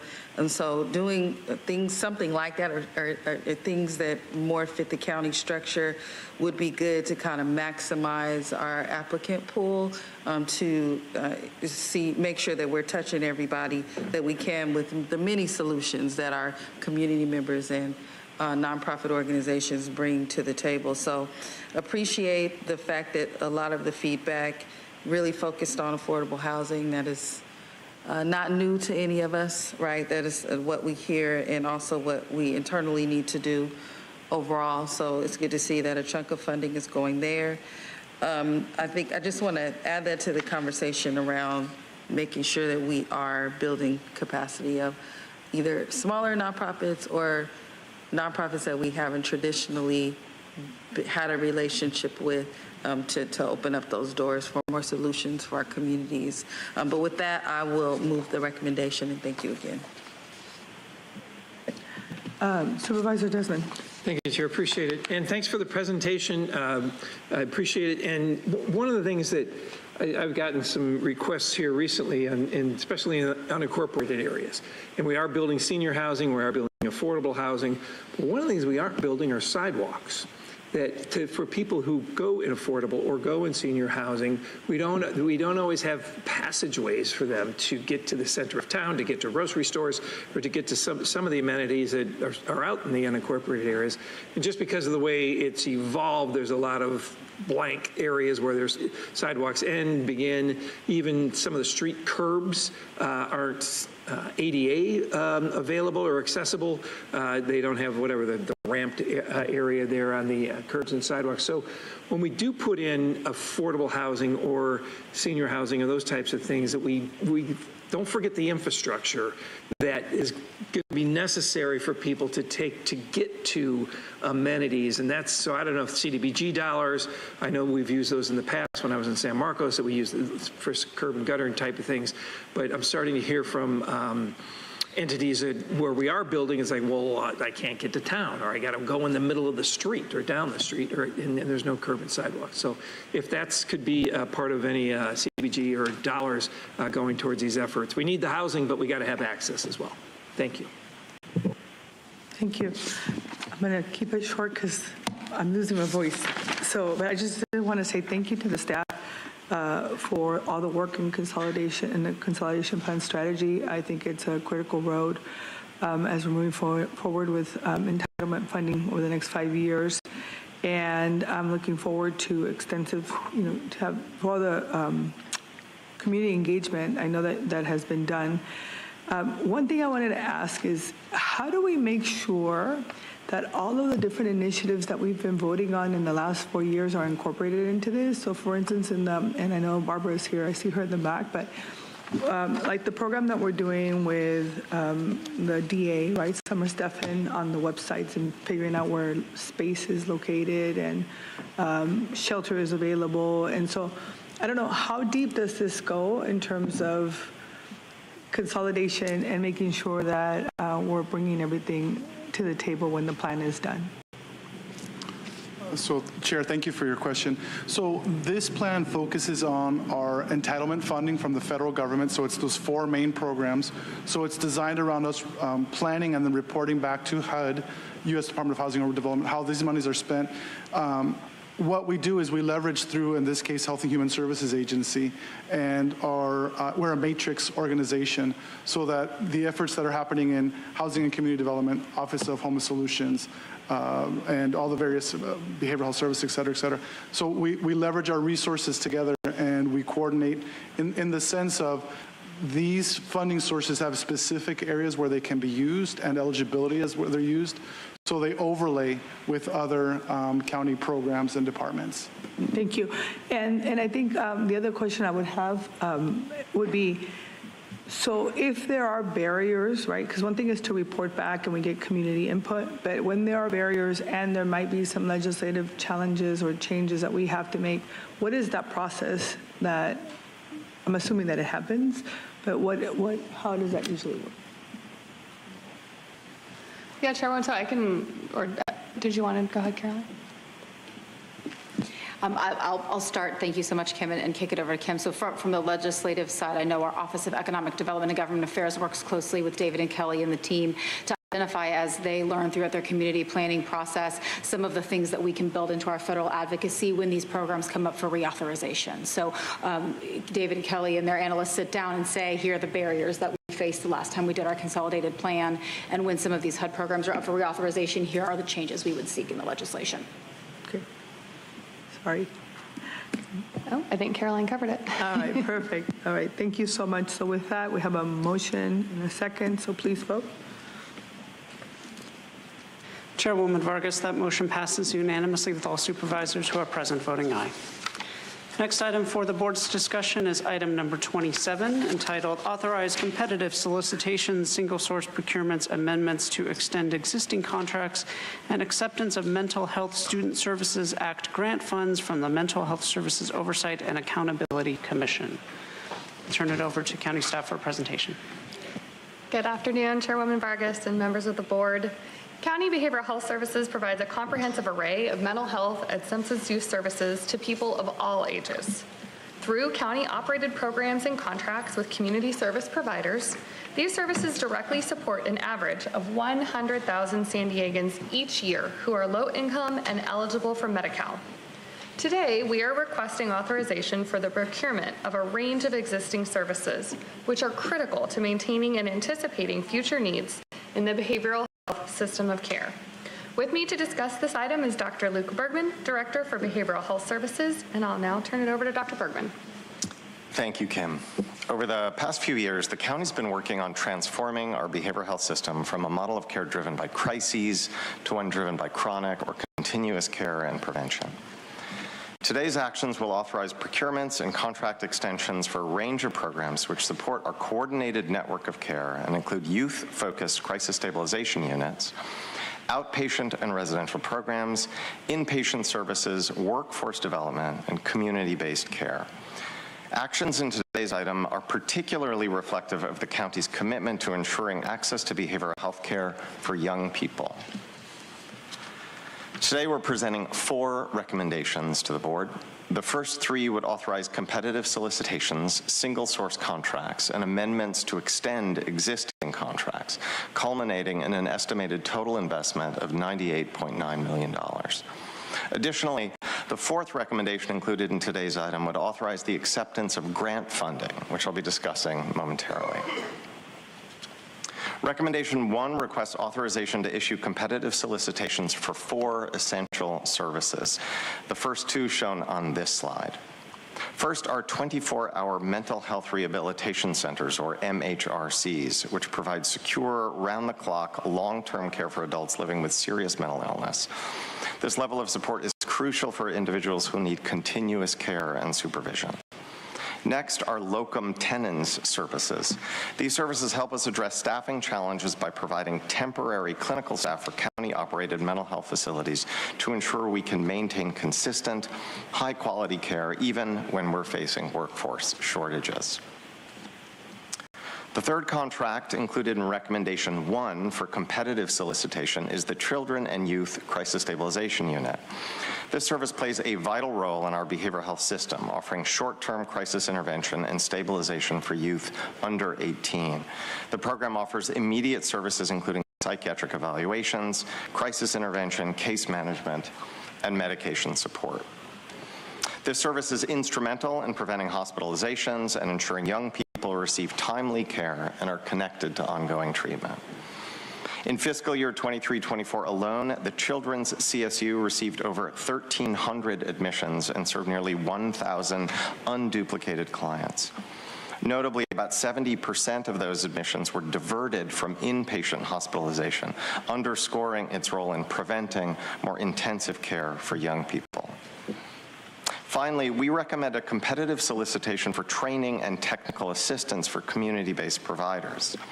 This will support small, minority-owned organizations to provide Medi-Cal-funded behavioral health care to underserved populations by relieving some of the administrative burden associated with the Medi-Cal certification process. The second recommendation requests authority to procure single-source contracts for 2 services. The first is for an adult substance use outpatient program for alcohol use, formerly known as the Serial Inebriate Program. This central region-based program provides outpatient substance use treatment, recovery, and ancillary services to adults with a primary alcohol use disorder and may include co-occurring mental health and other substance use conditions. For this service, we are requesting a single-source contract with Mental Health Systems, Inc., doing business as TURN, as they are the sole provider within San Diego County with an established history and specialized model providing primary alcohol use treatment services and their unique knowledge in service provision to the target populations of people experiencing homelessness and those with law enforcement involvement. The second single-source contract is for school-based outpatient behavioral health services, which delivers culturally competent behavioral health services to youth up to 21 years old and their families at designated schools, homes, community office locations, and via telehealth. This service complements the Screening to Care initiative launched in 2022, which is being implemented to establish a universal behavioral health screening tool across schools in the county. In fiscal year 23-24, as part of the School Link initiative, school-based outpatient services were provided at 393 schools countywide, making care available to thousands of students who might otherwise face barriers in accessing behavioral health support. Through School Link, the county has formed long-standing partnerships with schools and providers to create a system of care that emphasizes the accessibility of tailored services on school campuses. School districts play a key role in selecting the providers that best meet the needs of their students and communities. SBCS Corporation, already a trusted provider of school-based services in the South region, was selected by the San Ysidro School District as the new provider for these services, owing to their unique expertise, resources, and familiarity with the community they serve. For the third recommendation, we're requesting authority to extend 5 current contracts, 3 of which are shown here on this slide. The Substance Use Teen Residential Treatment Program provides treatment, recovery, and ancillary services for youth 12 to 17 years old with substance use issues, including co-occurring mental health needs. In fiscal year 23-24, 93 unduplicated clients were served by this program. Of these clients, 98.5% had no new arrests. 100% were referred to outpatient services. 94% were employed or in school, and 97% of those experiencing homelessness at intake were housed. The second contract is for the Behavioral Health Collaborative Court with Telecare, a treatment program for justice-involved adults with serious mental illness to reduce recidivism and allow for a more successful reintegration into the community. And third, with Behavioral Health Services' recent transition to Smart Care as the new clinical and billing database for providers, a contract extension for web infrastructure treatment services is needed. The extension will allow for a more seamless transition to the new database. Also included in Recommendation 3 is a request to extend 2 existing contracts providing community engagement and messaging. To ensure our department has adequate time to assess the impacts of the transition from the Mental Health Services Act to the Behavioral Health Services Act, or BHSA, Behavioral Health Services is recommending extensions of 2 existing prevention and early intervention programs that support community engagement and public messaging, which are key facets of the BHSA. Extending contracts with a Breaking Down Barriers program and its Up to Us media campaign will ensure continuity of existing outreach and education services amid growing public messaging needs. These contracts enable us to reach stakeholders, including priority populations, on a scale we would not be able to otherwise. To further complement our ongoing efforts in expanding behavioral health services for children and youth, today's action also requests the authority to accept $800,000 of Mental Health Student Services Act grant funding. These funds will support further development of the Creating Opportunities in Preventing and Eliminating Suicide, or COPES program, by establishing a dedicated planning team focused on mental health screening initiatives among school-aged youth. In summary, we ask the board to approve today's recommendation, which will issue competitive solicitations, authorize single-source contracts, amend to extend existing contract terms, and authorize the acceptance of MHSSA grant funds. Thanks for the opportunity to present to you today. This concludes our presentation, and we're here for questions. Thank you. We have a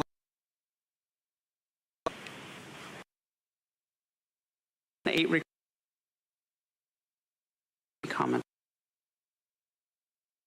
Individuals that request to the conference will be this item.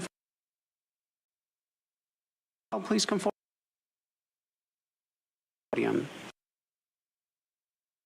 Michelle Gordon, Critical Truth Bay, and Mark. You'll have 1 minute to address the board since there are more than 10 speakers on this item. I'll ask you to please state your name for the audio record. Thank you. Good afternoon. My name is Michelle Faith Gordon. I'm speaking on item 27. I am one of the program supervisors for Breaking Down Barriers under Jewish Family Services San Diego. Over the past 5 years, we have been serving Black, Brown, and Indigenous people of color and the LGBTQI+ communities, reducing mental health stigma and discrimination. We've been able to reach over 17,000 folks about mental health and wellness, establishing strong relationships and building trust with the aforementioned communities. Approval of funding for another 18 months will allow for us to continue to build upon these strong foundations we have created, as well as continue to provide resources linking communities to other agencies, especially those that are Black, Brown, and veteran-owned. This includes mental health therapy resources, resources for those struggling with food scarcity, as well as housing instability and other services. We thank the county for their continued support of Breaking Down Barriers, and we ask that today you approve the extension of the contract for 18. Thank you. Next speaker, please.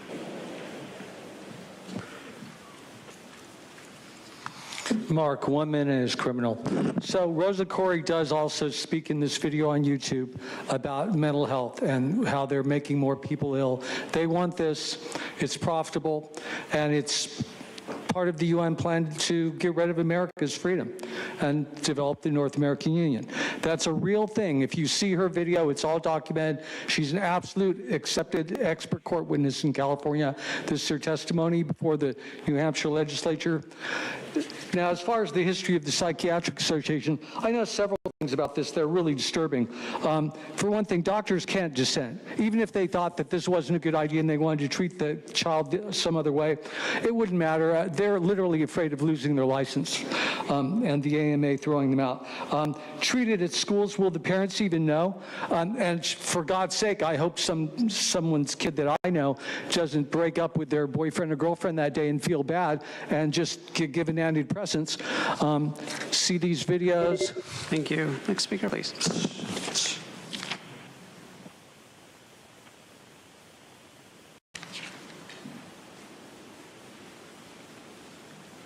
Man, remember doing this presentation, I almost jumped out my seat. This is dear to my heart, mental health and youth. Can you please state your name? Oh, Dr. Critical Truth Bay.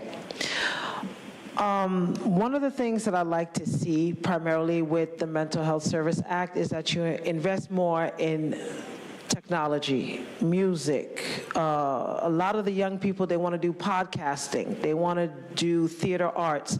So I can't even tell you how important it is. It changed the construct of performing and creative arts added as a wellness recovery action plan as part of the mental health recovery.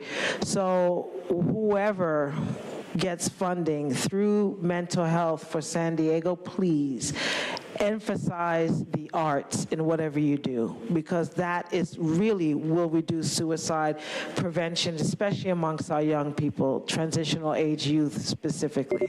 Thank you. Now I'll hear from the individuals that requested to speak by phone. Again, I'll ask the individuals to please state their name for the audio record. Start with the first caller.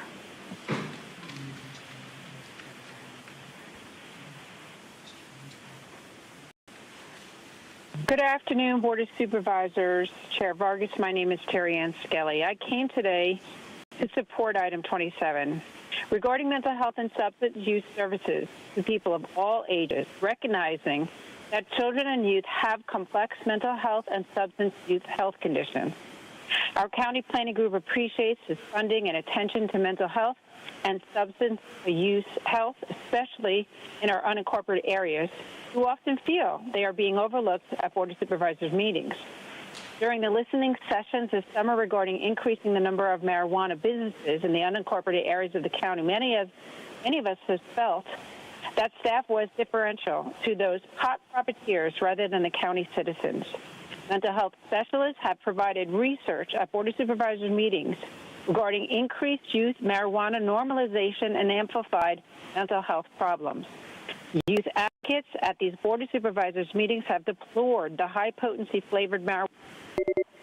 Thank you. Now hear from the next caller.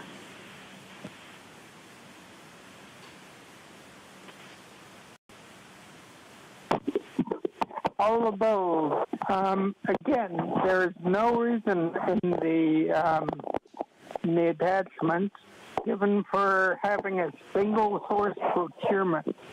So God only knows how much money we'll be wasting.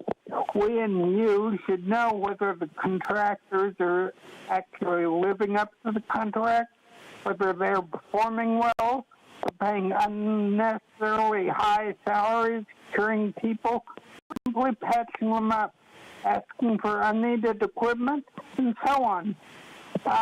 We want to make sure we're getting our money worth.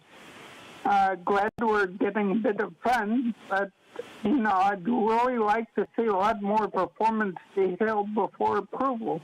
HHSA does not, in my opinion, have a good record of protecting the entire county. They seem to be... Thank you. Now hear from the next caller.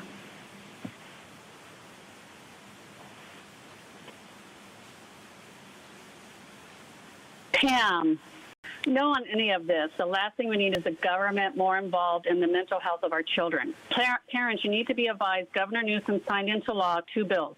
AB 665 allows a minor who is 12 years of age or older may consent to mental health treatment or counseling on an outpatient basis or go to a residential shelter without the parent's knowledge or consent. And there's no exit point for a minor child to exit the residential care facility. AB 1955 allows schools to keep secrets from parents regarding sex and gender issues. This is a nice pathway from the school to the residential shelter if the child is concerned about going home. Dr. Bergman, you speak in a nice, soft tone, but parents, beware. Thank you. Now hear from the next caller.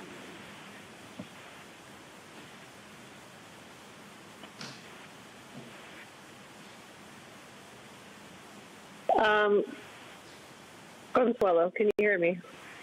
Yes, please go ahead. Okay. Okay, great, thank you. Okay, so to the doctor in the house, the one with the long hair, white jacket, I couldn't agree more. Wouldn't it be nice if this local county government focused on the positive for our youth? Unfortunately, this local government board is not interested in strengthening our young. They're only into having more and more, synthetic medicines be pressed upon them. They're not into getting to the source or the root of the issues, which they can't because they are the source and the root of the problems of us all, quite frankly. And until the day people want to come to that truth and that realization, we will continue to have these issues and these. Thank you. Hear from the next caller.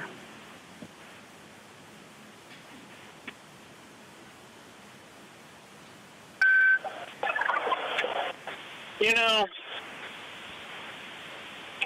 I don't understand why you want to interfere with children's mental state of health. I'm going to ask you to please state your name for the record. Your worst nightmare? Ask you to please state the name that you registered to speak with. Okay, then are you going to give me more than 1 minute, or are you just trying to figure out different ways that you could suppress the people's voice so you could pass your evil agenda? If you follow the what you're trying to directions, go with? put him on hold, yeah. So, just for everyone who's speaking, if you follow the guidelines, nobody's going to keep asking you for your name. So, I'm going to repeat again. Guidelines are that you say your name, and then you're able to speak. Okay, we're going to give you back. Go ahead and continue. What are the guidelines of you arresting me for flipping you off in a meeting? What are the guidelines on that? Excuse me? I want to hear that. You don't follow directions. Why do you expect me to? You don't follow the law. Why do you expect me to? Why? Because you're sitting on that throne of yours? It's a weak fucking throne. I hope you understand that. So, this is your first warning. You're off topic, and you're, creating challenges for us to continue our meeting.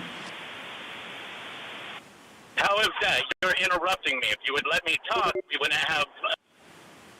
Thank you. We'll now hear from the next caller.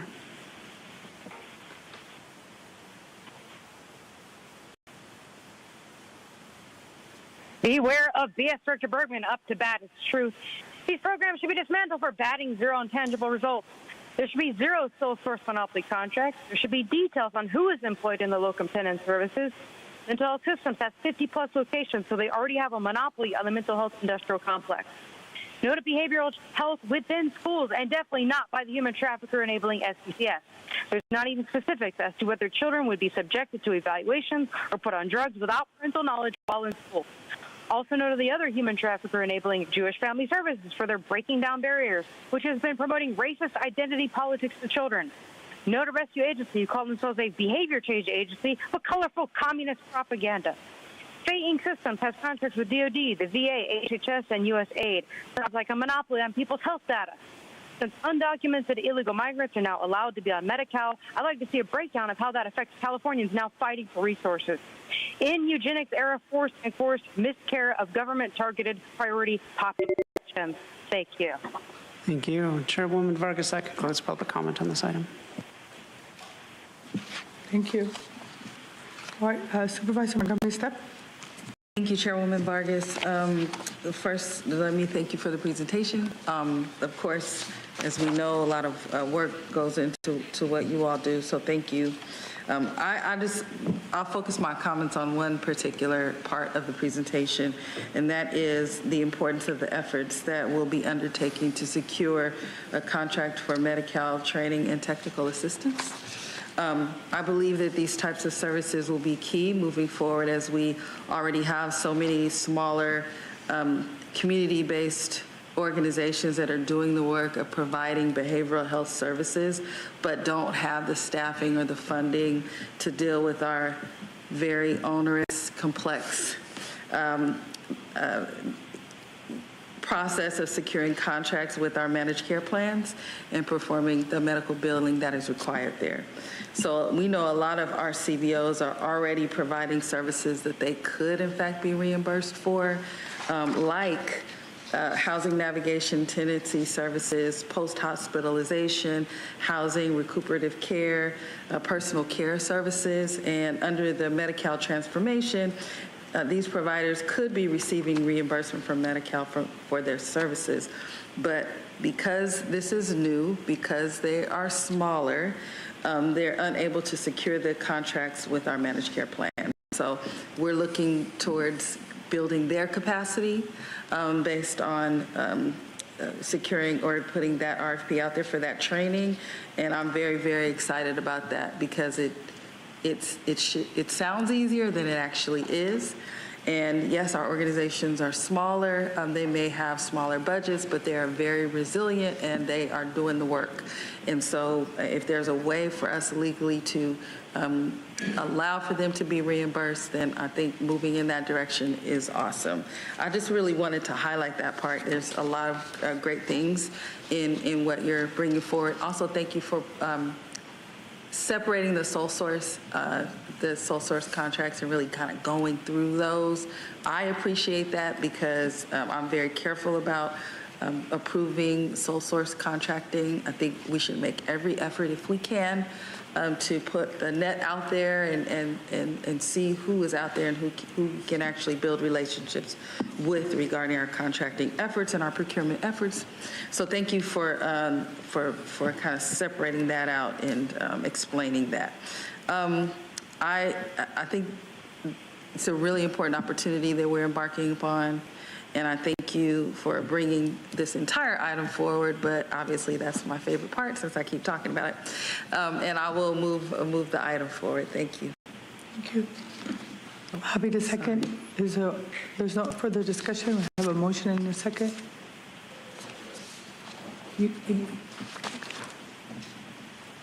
Chairwoman Vargas, that motion passes unanimously with all supervisors who are present voting aye. Next item for the board's discussion is item number 29, entitled Direct the Chief Administrative Officer to pledge the County of San Diego to become a partner of California's Climate Action Counts initiative. We'll proceed with public comment on this item. We have 13 requests to speak, 3 in person and 10 requesting to speak by phone. Also note that we received 2 e-comments in favor. For individuals that requested to speak on item 29 by phone, please dial into the conference line using the instructions that were provided to you. We'll begin with the in-person speakers, starting with the individual in favor, followed by those in opposition. As the name is called, please come forward and stand on the arrows until it is your turn to speak at the podium. I'd like to invite forward Juan Cruz, followed by Mark and Oliver Twist. Again, because we have 10 or more speakers on this item, your comments will be limited to 1 minute. So please keep your comments to 1 minute, and I'll ask you to please state your name for the audio record.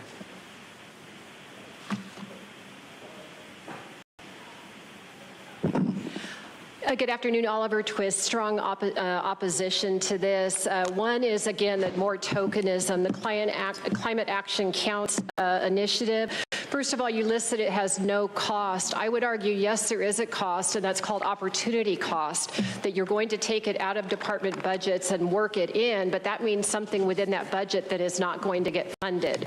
So please don't try to camouflage the cost by saying it'll get absorbed.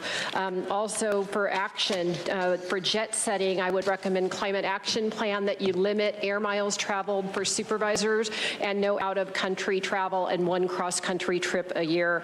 Lastly, again, conspiracy fact. This is not a theory. This is something that really happened about the cloud seeding. And I'm asking if you are going to pursue affirmative litigation that you look at this Santa Ana water rivershed cloud seeded January 20th to 22nd, historic rain reminiscent of Hatfill 100 years ago. Thank you. Thank you. Next speaker, please. Mark, see these on YouTube. Hello, I'm John Coleman, and the name of this presentation is There Is No Significant Global Warming. And I'm the guy that is just doggone sure of that. Now, you may think that I'm just a paid-off shill, big oil, or something of that sort. No. They've never given me a nickel. I'm a television weathercaster with 60 years experience, a meteorologist. I was the first weatherman on Good Morning America. I'm the man who founded the Weather Channel, and this is my accomplishment. Broadcast Meteorologist of the Year from the American Meteorological Society, of which I was a professional member for many years. I finally quit the AMS when it became very clear to me that the politics had gotten in the way of the science. But this recent warming is no different than the warming that has occurred many times before. Naturally, we had a medieval optimum when the Roman Empire flourished. See the videos. Thank you. Your time is up. We'll now hear from those that requested to speak by phone. We will start with our first caller.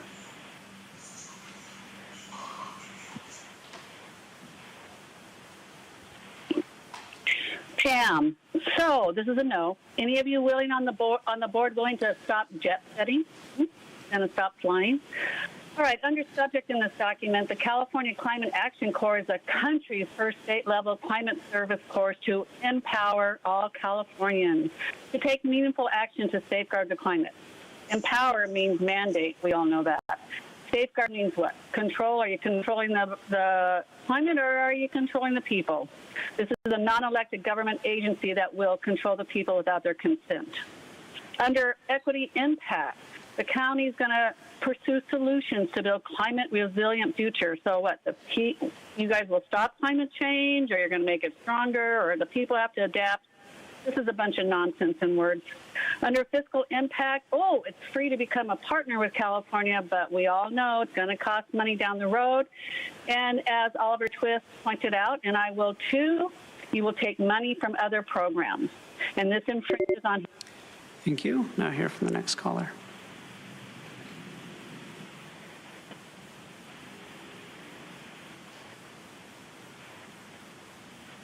Good afternoon, Madam Chair, members of the board. David Santillan here on behalf of California Volunteers, Office of the Governor, San Diego County. Take the pledge to become a partner of California's Climate Action Counts campaign. The campaign is a statewide initiative aimed at mobilizing communities to take climate action, reduce their carbon footprint, and support efforts that strengthen climate resilience. We believe San Diego County can play a pivotal role in this movement. The Climate Action Counts campaign is an opportunity to amplify the incredible work already being done by the county in areas like sustainability, disaster preparedness, and environmental stewardship. By joining this initiative, San Diego County will be able to enhance its outreach and access resources to engage residents in climate-related service and volunteer opportunities. I strongly encourage you to join the statewide effort. We've been joined by partners like Sierra Club California, Relief, Patagonia, and Jane Goodall Institute, and various municipalities like Riverside and Sacramento, and many more. Together, we can amplify the message that every action counts in this fight against climate change. Thank you. Thank you. Now hear from the next caller.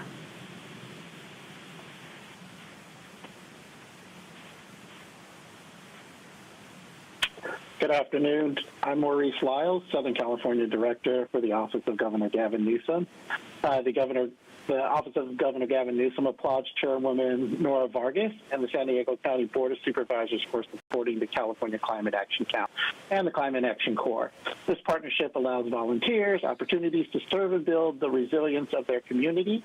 Climate Action Corps provides and develops leadership skills and inspires career pathways that address the climate crisis. Your actions today are empowering individuals to take climate action at the scale we need to all grow and thrive. Again, thank you to Chairwoman Vargas and the Board of Supervisors for your partnership and dedication to addressing climate change by creating more sustainable communities. Thank you.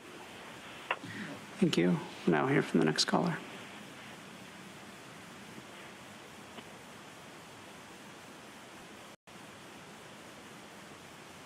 All about climate change is not being handled properly.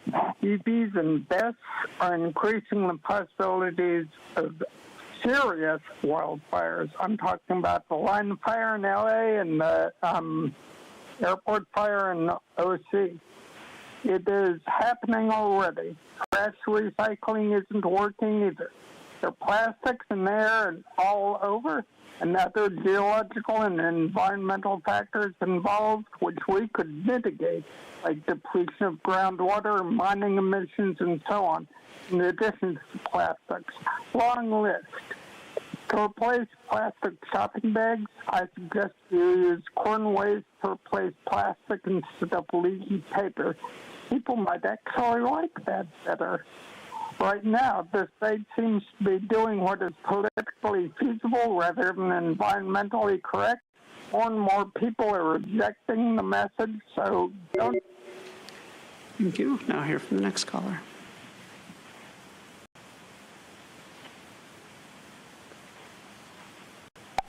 Truth, in 2022, the Socialist United Nations demanded every country pledge allegiance to the climate cult with their Act Now campaign. 2 years later, the state of California creates a Climate Action Counts propaganda campaign right after Climate Week in New York City. Who are the so-called political change makers referred to in this item? And why does their personal cult become the priority in this county when the average person could care less?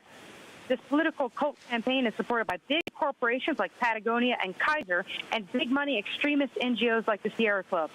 All it did was expand government with some 25-member board calling itself California Volunteers, yet none of them are volunteers. They're handpicked by Newsom. But Newsom doesn't care about the climate. He won't even declare a state of emergency for the sewage coming from Mexico. He's literally letting pollution happen. Does Newsom ride a bike to work? Does he risk his life to take out dangerous public transit? Do any of you supervisors take public transit to work every day? Nope. Expensive political theater, trying to control everybody else's lives but your own. No recycling. Throw this in the waste bin. Thank you. Now hear from the next caller.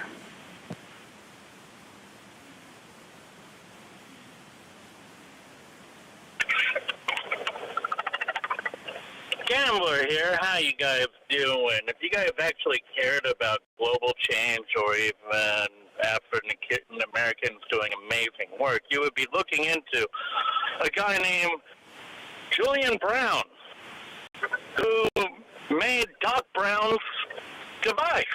You know, throwing trash into a device and making energy from it. Yeah, no, he actually created that. We would all be excited about recycling plastic, knowing that it's actually getting recycled. And the byproduct of actually doing that is graphene, as I said earlier. And graphene could help you with your whole battery problem, you know, batteries charging them faster and all that stuff. But you guys don't want to go in and cover that, because what you guys would rather do is use slave labor to go ahead and get the cobalt, and you would love to dig major holes removing species of plants from ever existing because you want that lithium. Thank you. Now hear from the final caller.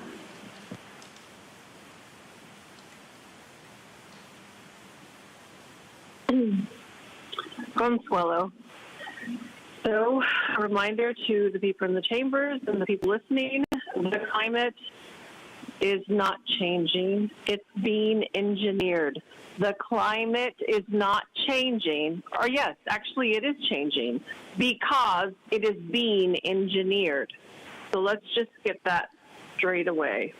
Another thing I wanted to remind the people of is that we have to also consider the people who are at the root of this whole climate change thing. You know, rather than save humanity, this dark dystopian agenda is meant to do just the opposite, okay? Seriously.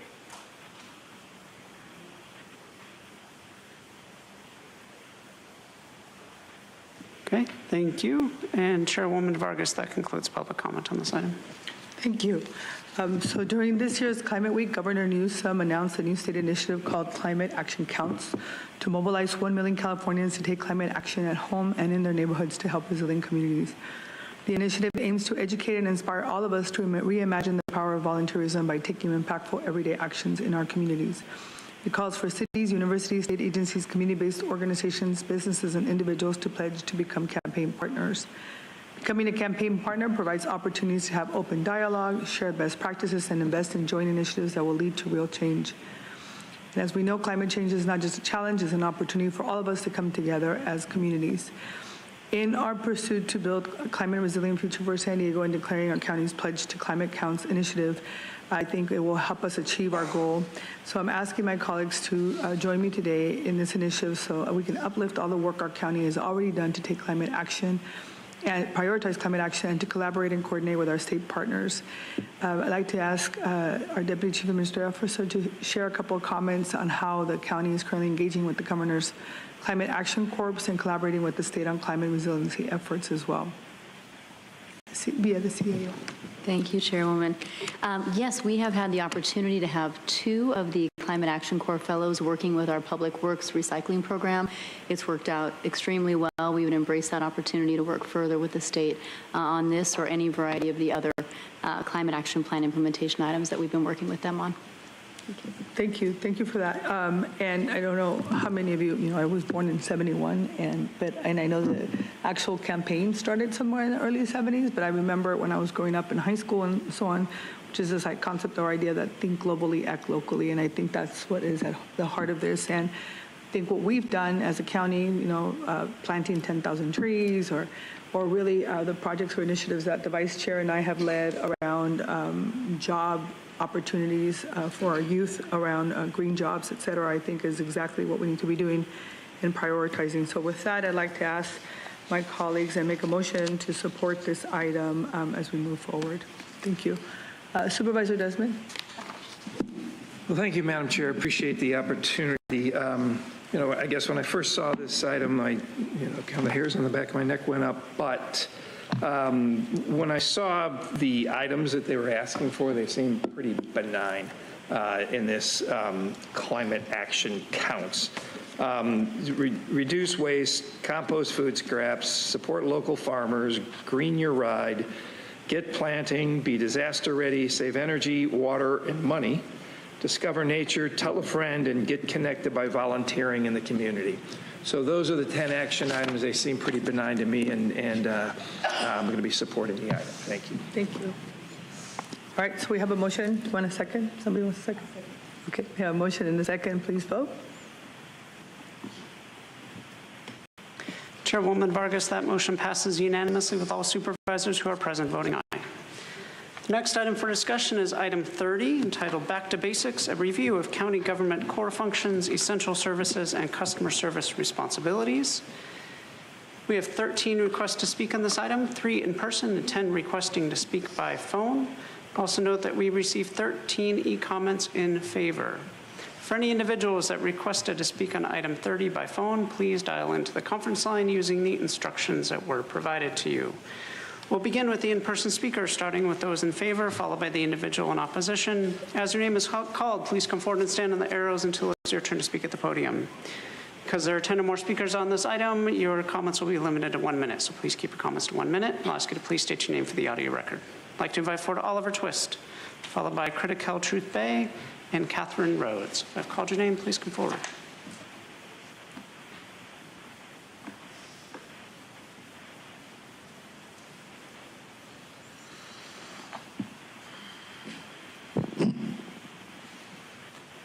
Oliver Twist here. So thank you, Supervisor Desmond, for bringing this forward. As I've repeatedly said, I'm very alarmed at the direction fiscally that this county government is going.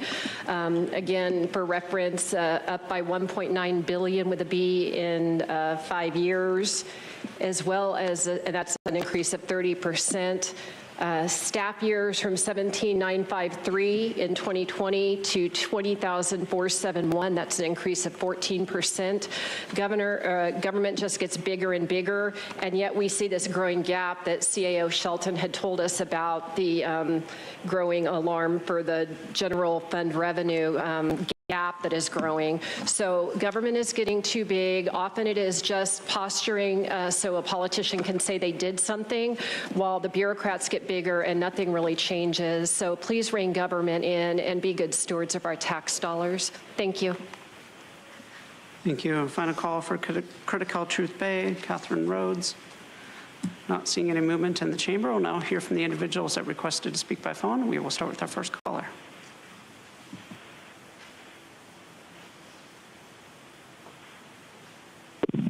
All aboard. Yes. When will you hire a full-time civics teacher to teach you your responsibilities? Asking buck to customer service all the time is not fair. Nor, by the way, is burdening staff with researching all your half-baked or three-quarter-baked last-minute proposals. And your repeated violations of the Brown Act and basic norms doesn't help either. But as Mary pointed out, it's really logic that, you know, the bureaucracy is growing. I mean, you're employing more and more people on these silly research tasks.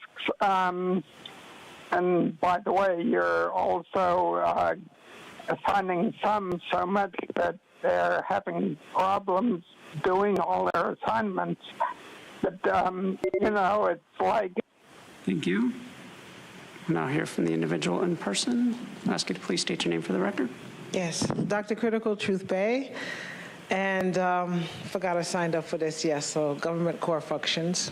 Just want to remind you that we the people elect you. You work for the people, not the other way around. And whatever the functions are, to make sure that you put the youth first, lived experience first, doesn't matter what department that you're in.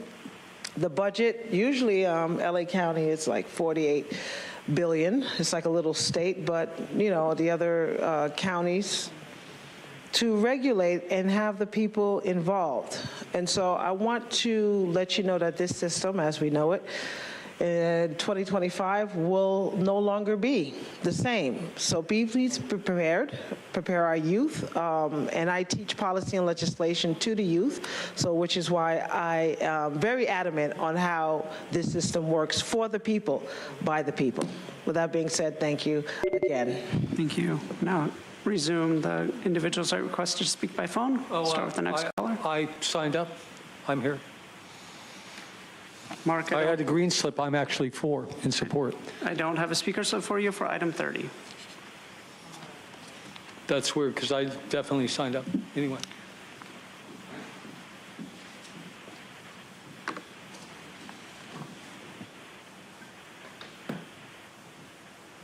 Pam, this is a yes. Let's look at the actions forced upon the people without their vote. During this pandemic, the county spent $1 billion, and people still died, and their freedom and God-given rights were robbed from them.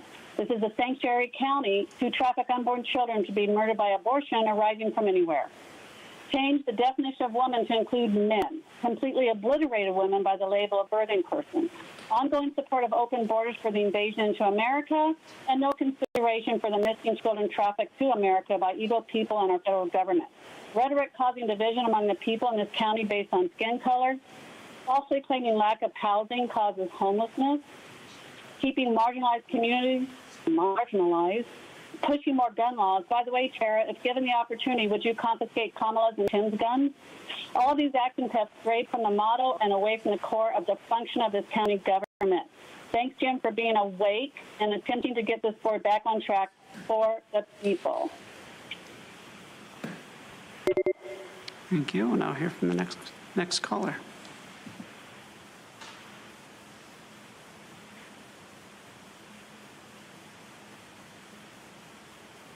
Consuelo.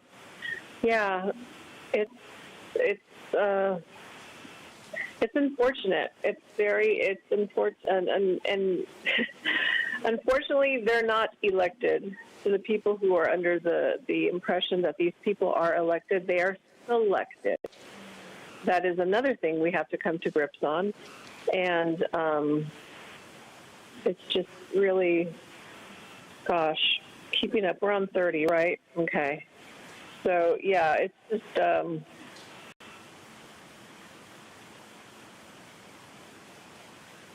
so sad. What scares the political pawns more than anything is people refusing to hand over their consent.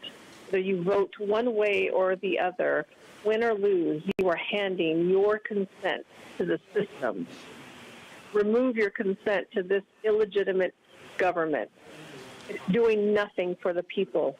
We need a new system. It needs to burn all the way down. Thank you. Now hear from the next caller.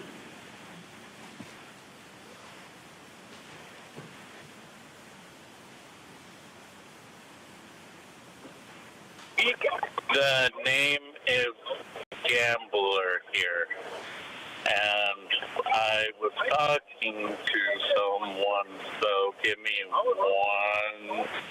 1 minute to go ahead and get my bearings.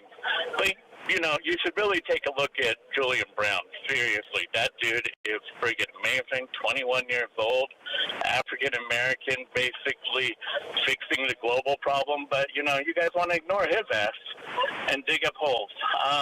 What are we talking about? Could you remind me? Hello? Justin, we're on item 30. Isn't this off topic?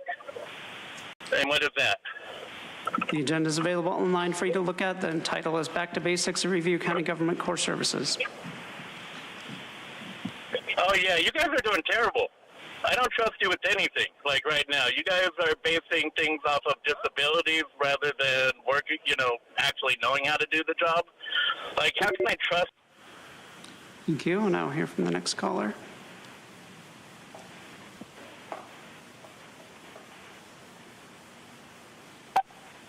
Truth, back to basics should entail 3 minutes to speak every item, the ability to pull every item, no censorship by the chair, which includes telling people they can't mention staff, actively seeking community input before approving any project, having meetings outside of early normal working hours, lunch breaks longer than 30 minutes, no more forcing people to get undressed for metal detectors and x-ray machines to enter a publicly funded building, having certain supervisors waste over $41,000 a month on private security, supervisors intentionally looking down while people speak, people not having to say their names over and over again when they go to speak, the dais on equal ground with speakers, an end to racist DEI, and Tara not rolling her eyes after Jim speaks. Yes, all governments need to go back to basics, far and away from faux dictatorships to get back to the Constitution. Think locally, act locally. Yes, an audit of the job you supervisors have been doing on meeting the basics is needed. Except people have been letting you know every 2 weeks for 4 years, and you all continue to fail. Not a single crumb for our tax dollars. It actually matters to the average. Thank you. Now hear from the next caller.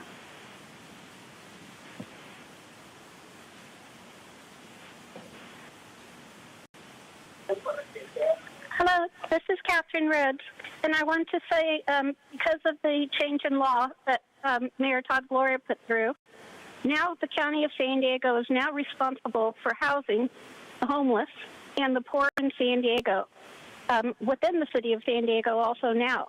So that now housing the poor and the mentally ill, of course, is your core responsibility now. So please make sure that you acknowledge that homelessness is now your problem. Of course, you could work with the city with that, but you have money available for it. Thank you. Bye. Thank you. And Chairwoman Vargas, that concludes public comment on this item. Supervisor Desmond. Thank you, Madam Chair. Appreciate it. You know, I brought this item forward for a couple of reasons. You know, first, the public relies on the county every day to deliver on what I refer to as core functions. These are mostly public-facing services that directly impact the day-to-day lives of many, if not most of us, who live in the county.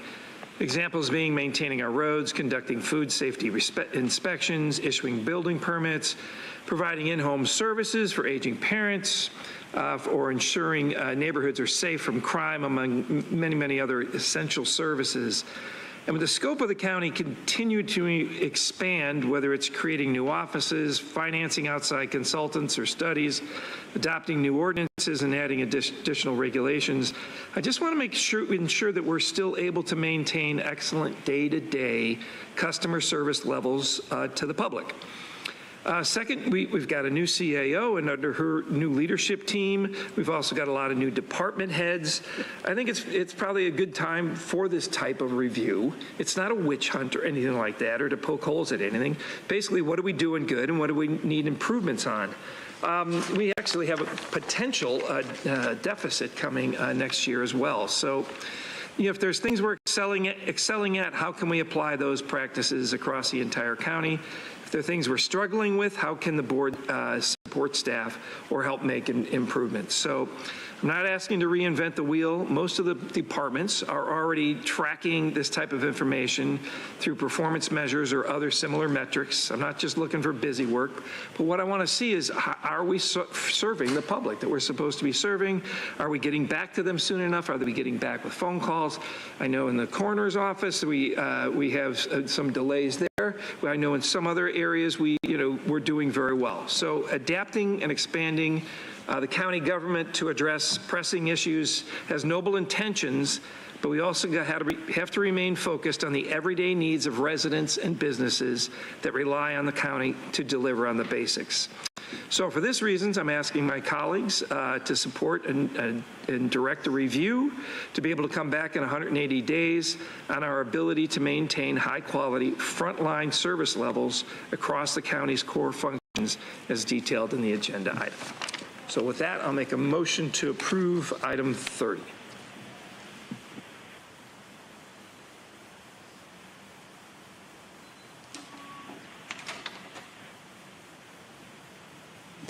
And Chairwoman Vargas, that motion fails due to the lack of a second. We'll now move on to item number 32, which is entitled Adopt a Resolution in Support of Proposition 35 and Waive Board Policy A72. We have 12 requests to speak on this item, 4 in person and 8 requesting to speak by phone. Also note that we received 21 e-comments, 20 in favor and 1 in opposition.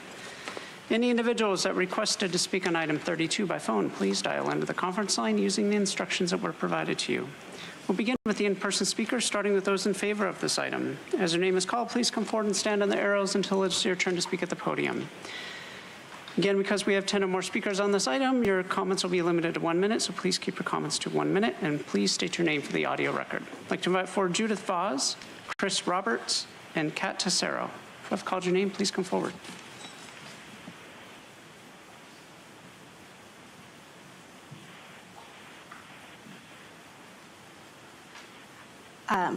Kat and Chris are not here today. I said good morning earlier, but good afternoon, Chair Vargas and Board of Supervisors. My name is Judy Voss. I'm the Public Affairs Manager from Planned Parenthood Action Fund of the Pacific Southwest. We are in full support of Prop 35 and are asking for you to vote yes and adopt this resolution brought forward by the Chair. Over 300 organizations support Prop 35, including Planned Parenthood affiliates of California, United Farm Workers, community health clinics, and both the California Democratic and Republican parties. At Planned Parenthood, our providers, including doctors, medical assistants, and community health workers, know firsthand how essential this proposition is. Medi-Cal patients make up 1/3 of our state, and half of our children are on Medi-Cal in California. 1 in 5 hospitals are at risk of closure in our state, and we know these closures disproportionately impact Medi-Cal patients. We must act now with urgency and address the needs of our most vulnerable community members. Thank you. Thank you. I'd like to invite for the speaker in opposition, Mark. Please come forward.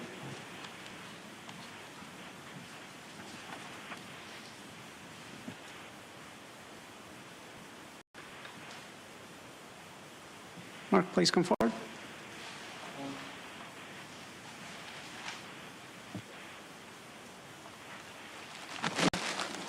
Mark, 1 minute is totally absurd, so I'm not even going to take the time to pull my phone out and tell you. But first of all, there's only 2 things that I believe it was Nora who recommended. One was that they waive Board Policy A72.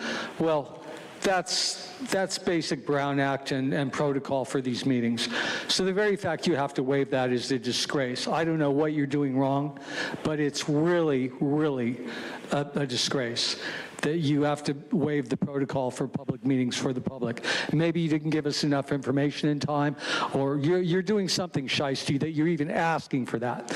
And secondly, people can look up the entire report. I don't have time to cite. The only argument against I saw was by KPBS.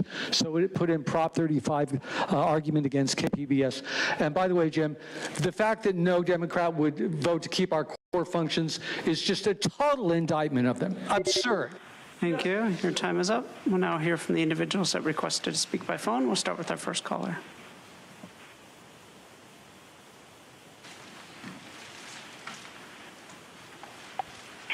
Hi, my name is Kira Pickies, calling in support of Prop 35 on behalf of Planned Parenthood Action Fund of the Pacific Southwest. As mentioned, more than 15 million and one-third of the state relies on Medi-Cal, and 90% of Planned Parenthood's patients are reliant on Medi-Cal.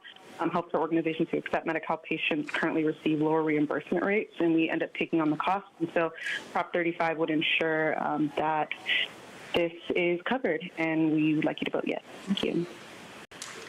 Thank you. Now hear from the next caller.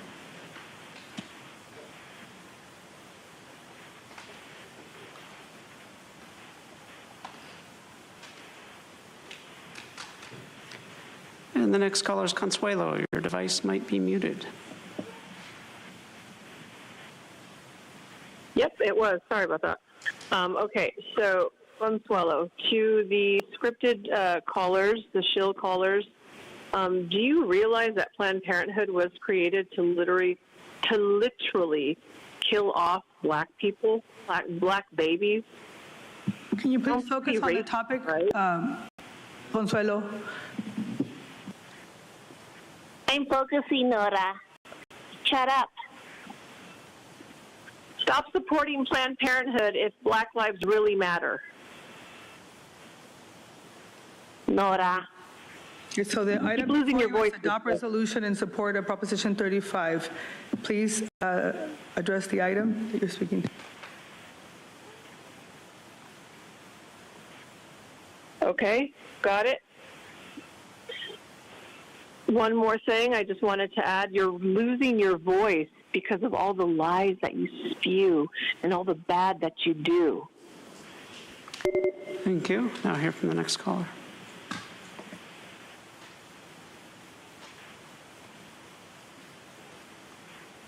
Truth, the MTO tax to prop up the failing socialist Medi-Cal government health care program. Prop 35 is supposed to put a state bureaucracy in charge of all the money. What could go wrong? Remember, the state's handling of billions of tax dollars to homelessness. Nothing to show other than a 25% increase of homelessness in this county. Planned Parenthood supports this government takeover of tax dollars. Talk about impropriety and a conflict of interest for Tara, Nora, and Monica to vote on this when they're all endorsed by Planned Parenthood. No wonder they don't want to be audited and transparent. Is this extended tax going to fund abortions? Don't forget, illegal migrants are now eligible for the American-funded Socialist Medi-Cal program. This item says that this tax may raise $7 to $8 billion a year, but the county's voter pamphlet is actually $2 to $5 billion. Who's lying? It also says that it will actually cost the state $1 to $2 billion a year to operate. It's a tax that keeps on taxing. Quit wasting tax dollars and meeting time on a dying socialist healthcare system and go to the campaign bat on the streets with your own money. And Andrew, can you read my last speech? I don't want to lose my voice either. Thank you. Thank you. And Chairwoman Vargas, that concludes public comment on this item. Thank you.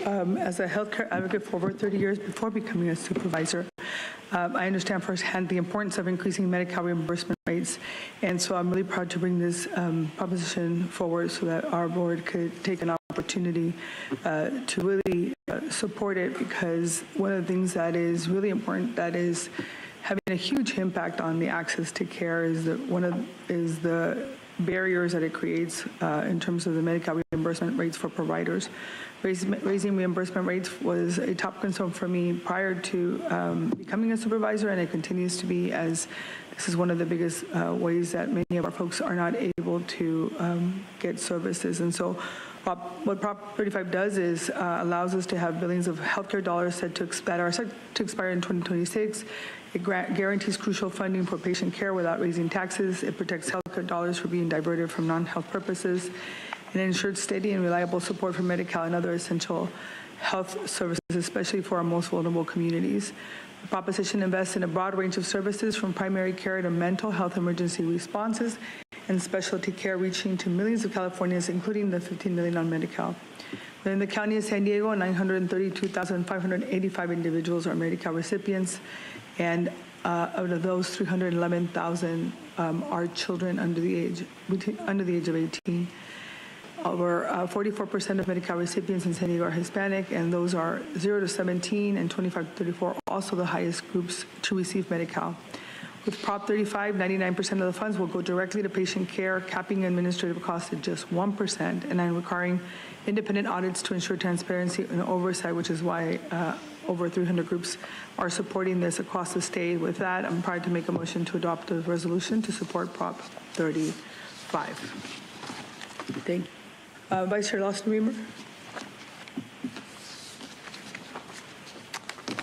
Thank you very much. Thank you for bringing this forward. It's obviously quite important. I've been talking for a long time about Medi-Cal, and our board took action back in March to take a look at how we can increase reimbursement rates to improve access and quality of care throughout San Diego County. That evaluation continues, and I'm hopeful we're going to have actionable recommendation from the county staff early next year. Prop 35 aligns with these efforts. Access to healthcare depends on these provider payments, because when providers are paid for their services, they can continue delivering care. Prop 35 aims to strengthen payments for Medi-Cal services by using an existing tax on managed care plans, a tax they imposed on themselves because they recognize the benefits. The state can secure a permanent dedicated revenue stream to boost Medi-Cal payments. This can mean better access to primary and specialty care, emergency services, mental health support, and for over 15 million Californians, including low-income families, seniors, and people living with disabilities, access to health care. Supporting Prop 35 is a step towards a healthier, more equitable California, and by association, a more healthy and equitable San Diego County. Thanks. So second. All right, we have a motion and a second, and no further discussion. Please vote. Chairwoman Vargas, that motion passes unanimously with all supervisors who are present voting aye. Thank you. Can you go ahead and move the next one? Okay, I'll do it. Okay. All right. With that, we'll move on to board committee updates. Each meeting, we ask each of our colleagues to provide brief updates on report on progress, pertinent information. Do any of my colleagues have any updates?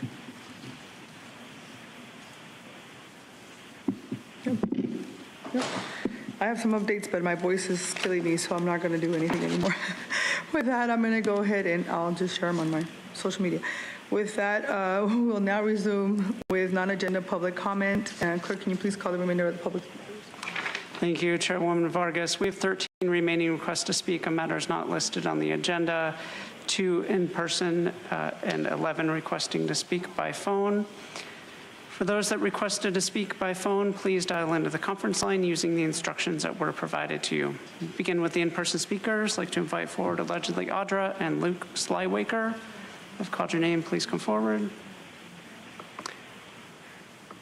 Not seeing any movement in the chamber. We'll now hear from those that requested to speak by phone. We will begin with our first caller. You'll have 2 minutes to address the board, and I'll ask you to please state your name for the audio record.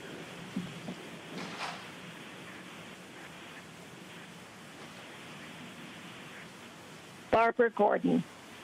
As someone who works with young people, I wanted to remind the board that e-cigarettes remains a concern among our young people. As the new school year has begun, it's a perfect time to strengthen the city's tobacco retail license ordinance, as it can play a significant role in reducing teen tobacco use through several mechanisms. Data shows that 60% of young people acquire their e-cigarettes through social sources, followed by 43% of retail sources. A strong regulatory framework will help ensure retailers comply with the law prohibiting the sale of tobacco products to minors.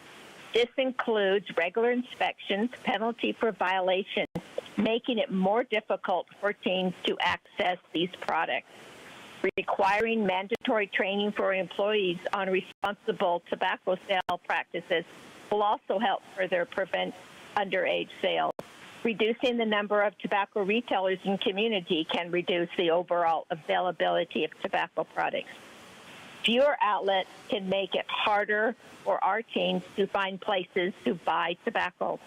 Licensing program can include community involvement and reporting mechanisms allowing local residents to repeat suspected violations. Setting standards and enforcing rules through tobacco retail licensing can effectively curb the illegal sale of tobacco products to minors and reduce teen tobacco use. Again, I hope this board will consider strengthening their tobacco retail ordinance. Thank you for letting me speak. Thank you. We'll now hear from the next caller.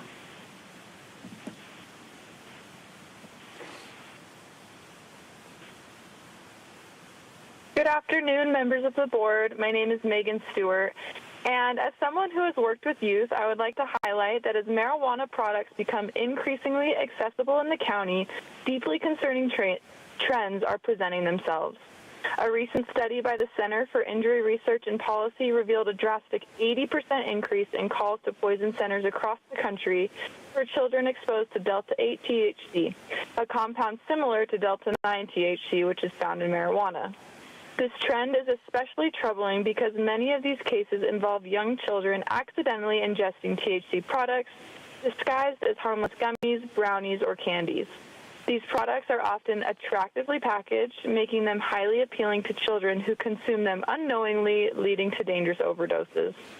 In addition to the risks of accidental ingestion, youth marijuana use is rising. Studies show that with increased availability, teenagers are turning to marijuana at higher rates, often perceiving it as a safe drug. This normalization contributes to developmental and mental health risks as adolescents' brains are particularly vulnerable to the effects of THC. Early and frequent use of marijuana has been linked to cognitive decline, memory problems, and a higher likelihood of addiction. The commercialization of marijuana only fuels this trend by sending the wrong message that it is harmless and acceptable for widespread use. We must put the well-being of our youth first. The commercialization of marijuana is having devastating impacts, and nothing can justify the damage we are seeing. Acting now is essential to protecting our children and preventing further harm. Thank you. Thank you. Now hear from the next caller.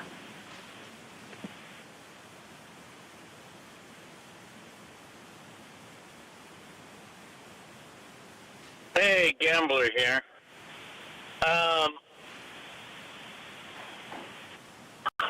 I'm calling because I would really, really appreciate it if you guys attend Audra's event. She worked extremely hard to go ahead and do it, the traffic event, the event talking about,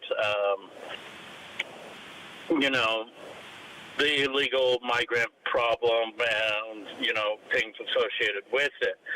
The least thing you could do is, see what she's trying to do. And to help you guys out with that decision, if you guys attend that meeting, I swear to God I will not go because of the restraining order.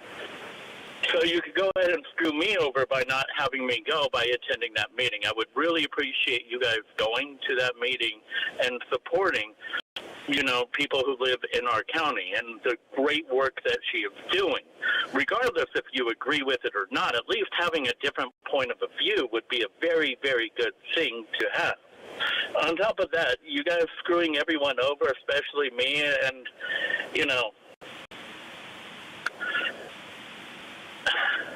karma's a bitch. And, hey, I didn't mind being in that cell.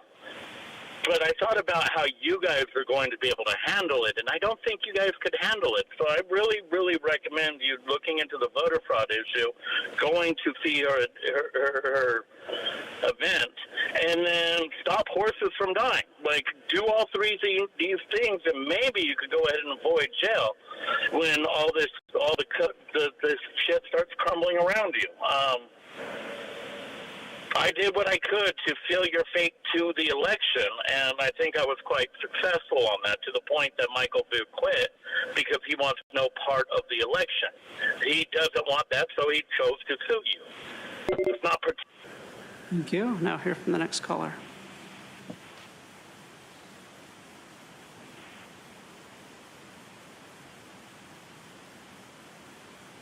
Good afternoon, Board of Supervisors. My name is Becky Rapp. I'm a public health educator and member of my planning group. Today, I'd like to address Proposition 36 and thank Supervisor Desmond for recognizing the importance of keeping our communities safe.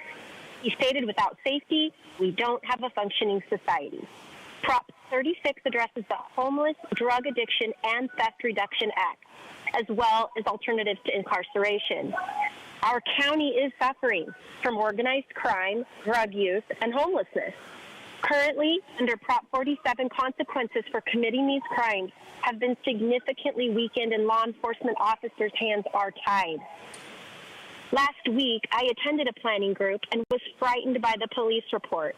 The officer stated that just in the past month, they have seen a threefold increase in stolen cars, an alarming increase in calls related to domestic disturbances, and 26 hit-and-run incidences. The officer stated that not in one area of crime has there been a decrease. Criminals know that they can get away with committing crimes, and because of it, our neighborhoods are not safe. Drug abuse is rampant, and the consequences do not include solid treatment plans. I urge this board to vote to support Proposition 36, close loopholes in the law to stop repeat offenders, create tougher penalties, incentivize people to get the help they need, and offer alternatives to incarceration, such as mandated treatment. Please consider your support and help protect the neighborhoods and land we currently have before there are no safe neighborhoods in San Diego. Thank you. Thank you. Now hear from the next caller.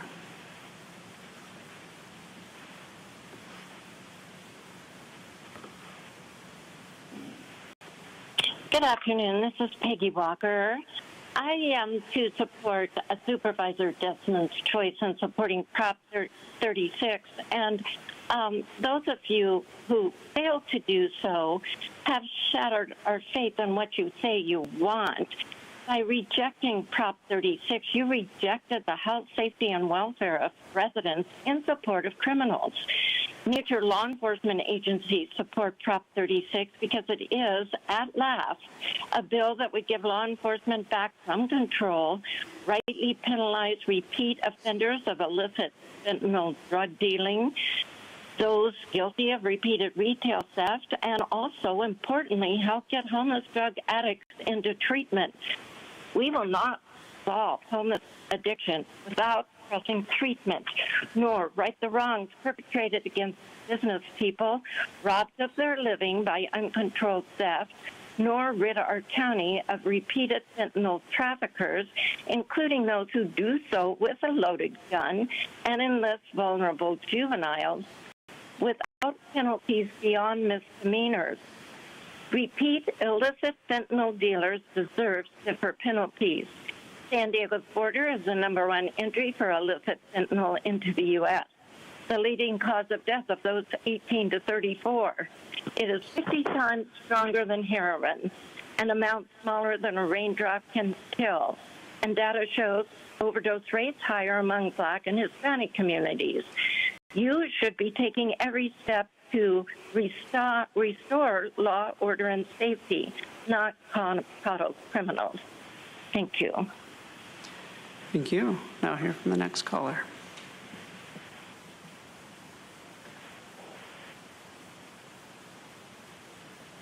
Thank you so much, Justin. So I had to leave the board meeting because I'm down here at the Ultra Star Cinema's Hazard Center location, where this Thursday, October 24th, there's going to be a premiere starting at 6 p.m. for the documentary that Ryan Matta and JJ Carroll have brought forward. It's called What is Treason? #Invaded. Jim Desmond is actually a part of it. And I asked him and Joel to come. I told them I'd give them each a couple of tickets, and they are evidently busy when I actually asked Jim weeks ago. And then as soon as he got busy, he decided that they would let me know that he has another engagement. But I encourage people to get tickets now for this documentary premiere. It's going to be happening this Thursday, the 24th at 6 p.m. And you can go to X and follow me at Eye of the Storm SB and find out more to buy tickets. You can also Google Ticket Spice, What is Treason, and it will come up. But I encourage people to get their tickets now, because this will be a once-in-a-lifetime opportunity to see what's actually happening on the border, the invasion that we are funding that is destroying our nation. And that's obviously why, a Nora and a Tara and Monica would most likely not come. But the extended invitation goes to you guys as well. I will give you 2 tickets if you do show up. on Thursday at 6 p.m. here. There's going to be a red carpet as well as Q&A with J.J. Carroll. He will be the featured guest. He's a Border Patrol agent for 24 years that has now retired. He's from San Diego, and he lays out exactly what is happening on our border. It's important for you guys to see that, so I encourage people to get their tickets now. It's going to be an amazing experience and something that you won't want to miss. They already have What is Treason #trafficked out that is talking about all of the child trafficking that's going on. I encourage you guys to see that as well. If you go to thisistreason.com, you can find out more. You can also use my discount code AUDRA15 if you're going to buy them online. But I encourage you guys to come this Thursday, October 24th at 6 p.m. at the Ultra Star Cinema Hazard Center location to see the documentary. Thank you. For the record, the speaker was Audra. That concludes the request for non-agenda public communication this afternoon. We'll now move on to item 33, which are closed session matters for the board's consideration. There are 25 closed session matters that I'll be showing up on the screen for the individuals that have requested to speak on this item.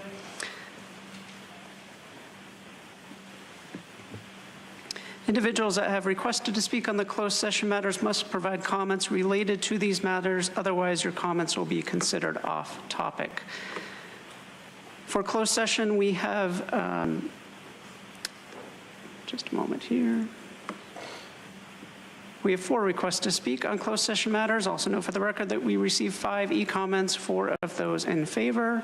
All individuals are requesting to speak by phone. For those that requested to speak by phone, please dial into the conference line using the instructions that were provided to you. Again, I'll ask you to keep your comments to one of the closed session matters listed, one or more of the closed session matters listed on the screen. We'll give the callers a moment to dial in.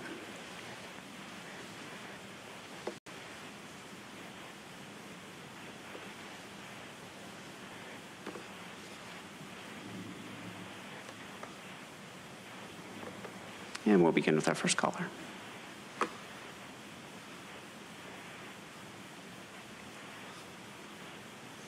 Hey, Truth, just reading these cases could take over 2 minutes. You think I should test that? Most of these are against the county. Kelly Martinez, Mayday Tony Ray, Dina Cruz, Correctional Healthcare Partners, NAFCare Inc., John Montgomery, and several deputies and medical staff for the continued negligence in the county jail. Case A is Scott Smith in the estate of Jacob Smith versus county, plus Lisa Hayes versus the county. Case B is Whitney Antrim versus the county. Case C, estate of Michael Wilson versus the county. Case D, estate of Dominic McCoy versus the county. Case E, estate of Raymond Vogelman versus the county. Case F is Omar Moreno Arroyo versus the county. Case G is Jennifer Smith versus the county. Case J is Rob Postman versus the county. Case K is Alexis Ann Barnaba versus the county. Case L is Roger Fassbinder versus the county. Case M is the estate of Lonnie Rupert versus the county. Case N is the estate of Abdiel Sarabia Hernandez versus the county. Case O is Cecilia Bach versus the county. Case P is the estate of William Hayden Shuck versus the county. Case Q is Beverly Alandrari versus the county. Case R is the estate of Viana Granillo versus the county. Case S is the estate of Aaron Bonin versus the county. Case T is the estate of Rosalie Bardolacci versus the county. Case U is the estate of Matthew Settles versus the county. And Case V is Marilyn Morton versus the county. Man, you guys are racking it up. It's horrible. I don't even like reading that. In Case H, anticipated litigation. I might come back to that. Case Y is the performance evaluation of county and council. Claudia, I believe. Judging by these 23 or more cases, you're probably going to be working overtime, big time tonight. Tonight, I don't know how long it's going to go. And anticipated litigation, just for racking up these lawsuits, you guys should be sued again. Does that make any sense? Can we make it 33 lawsuits today by chance? Quit making me talk so much. Thank you. Have a good day and night. Good luck on your closed sessions. Thank you. Now we'll hear from the next caller.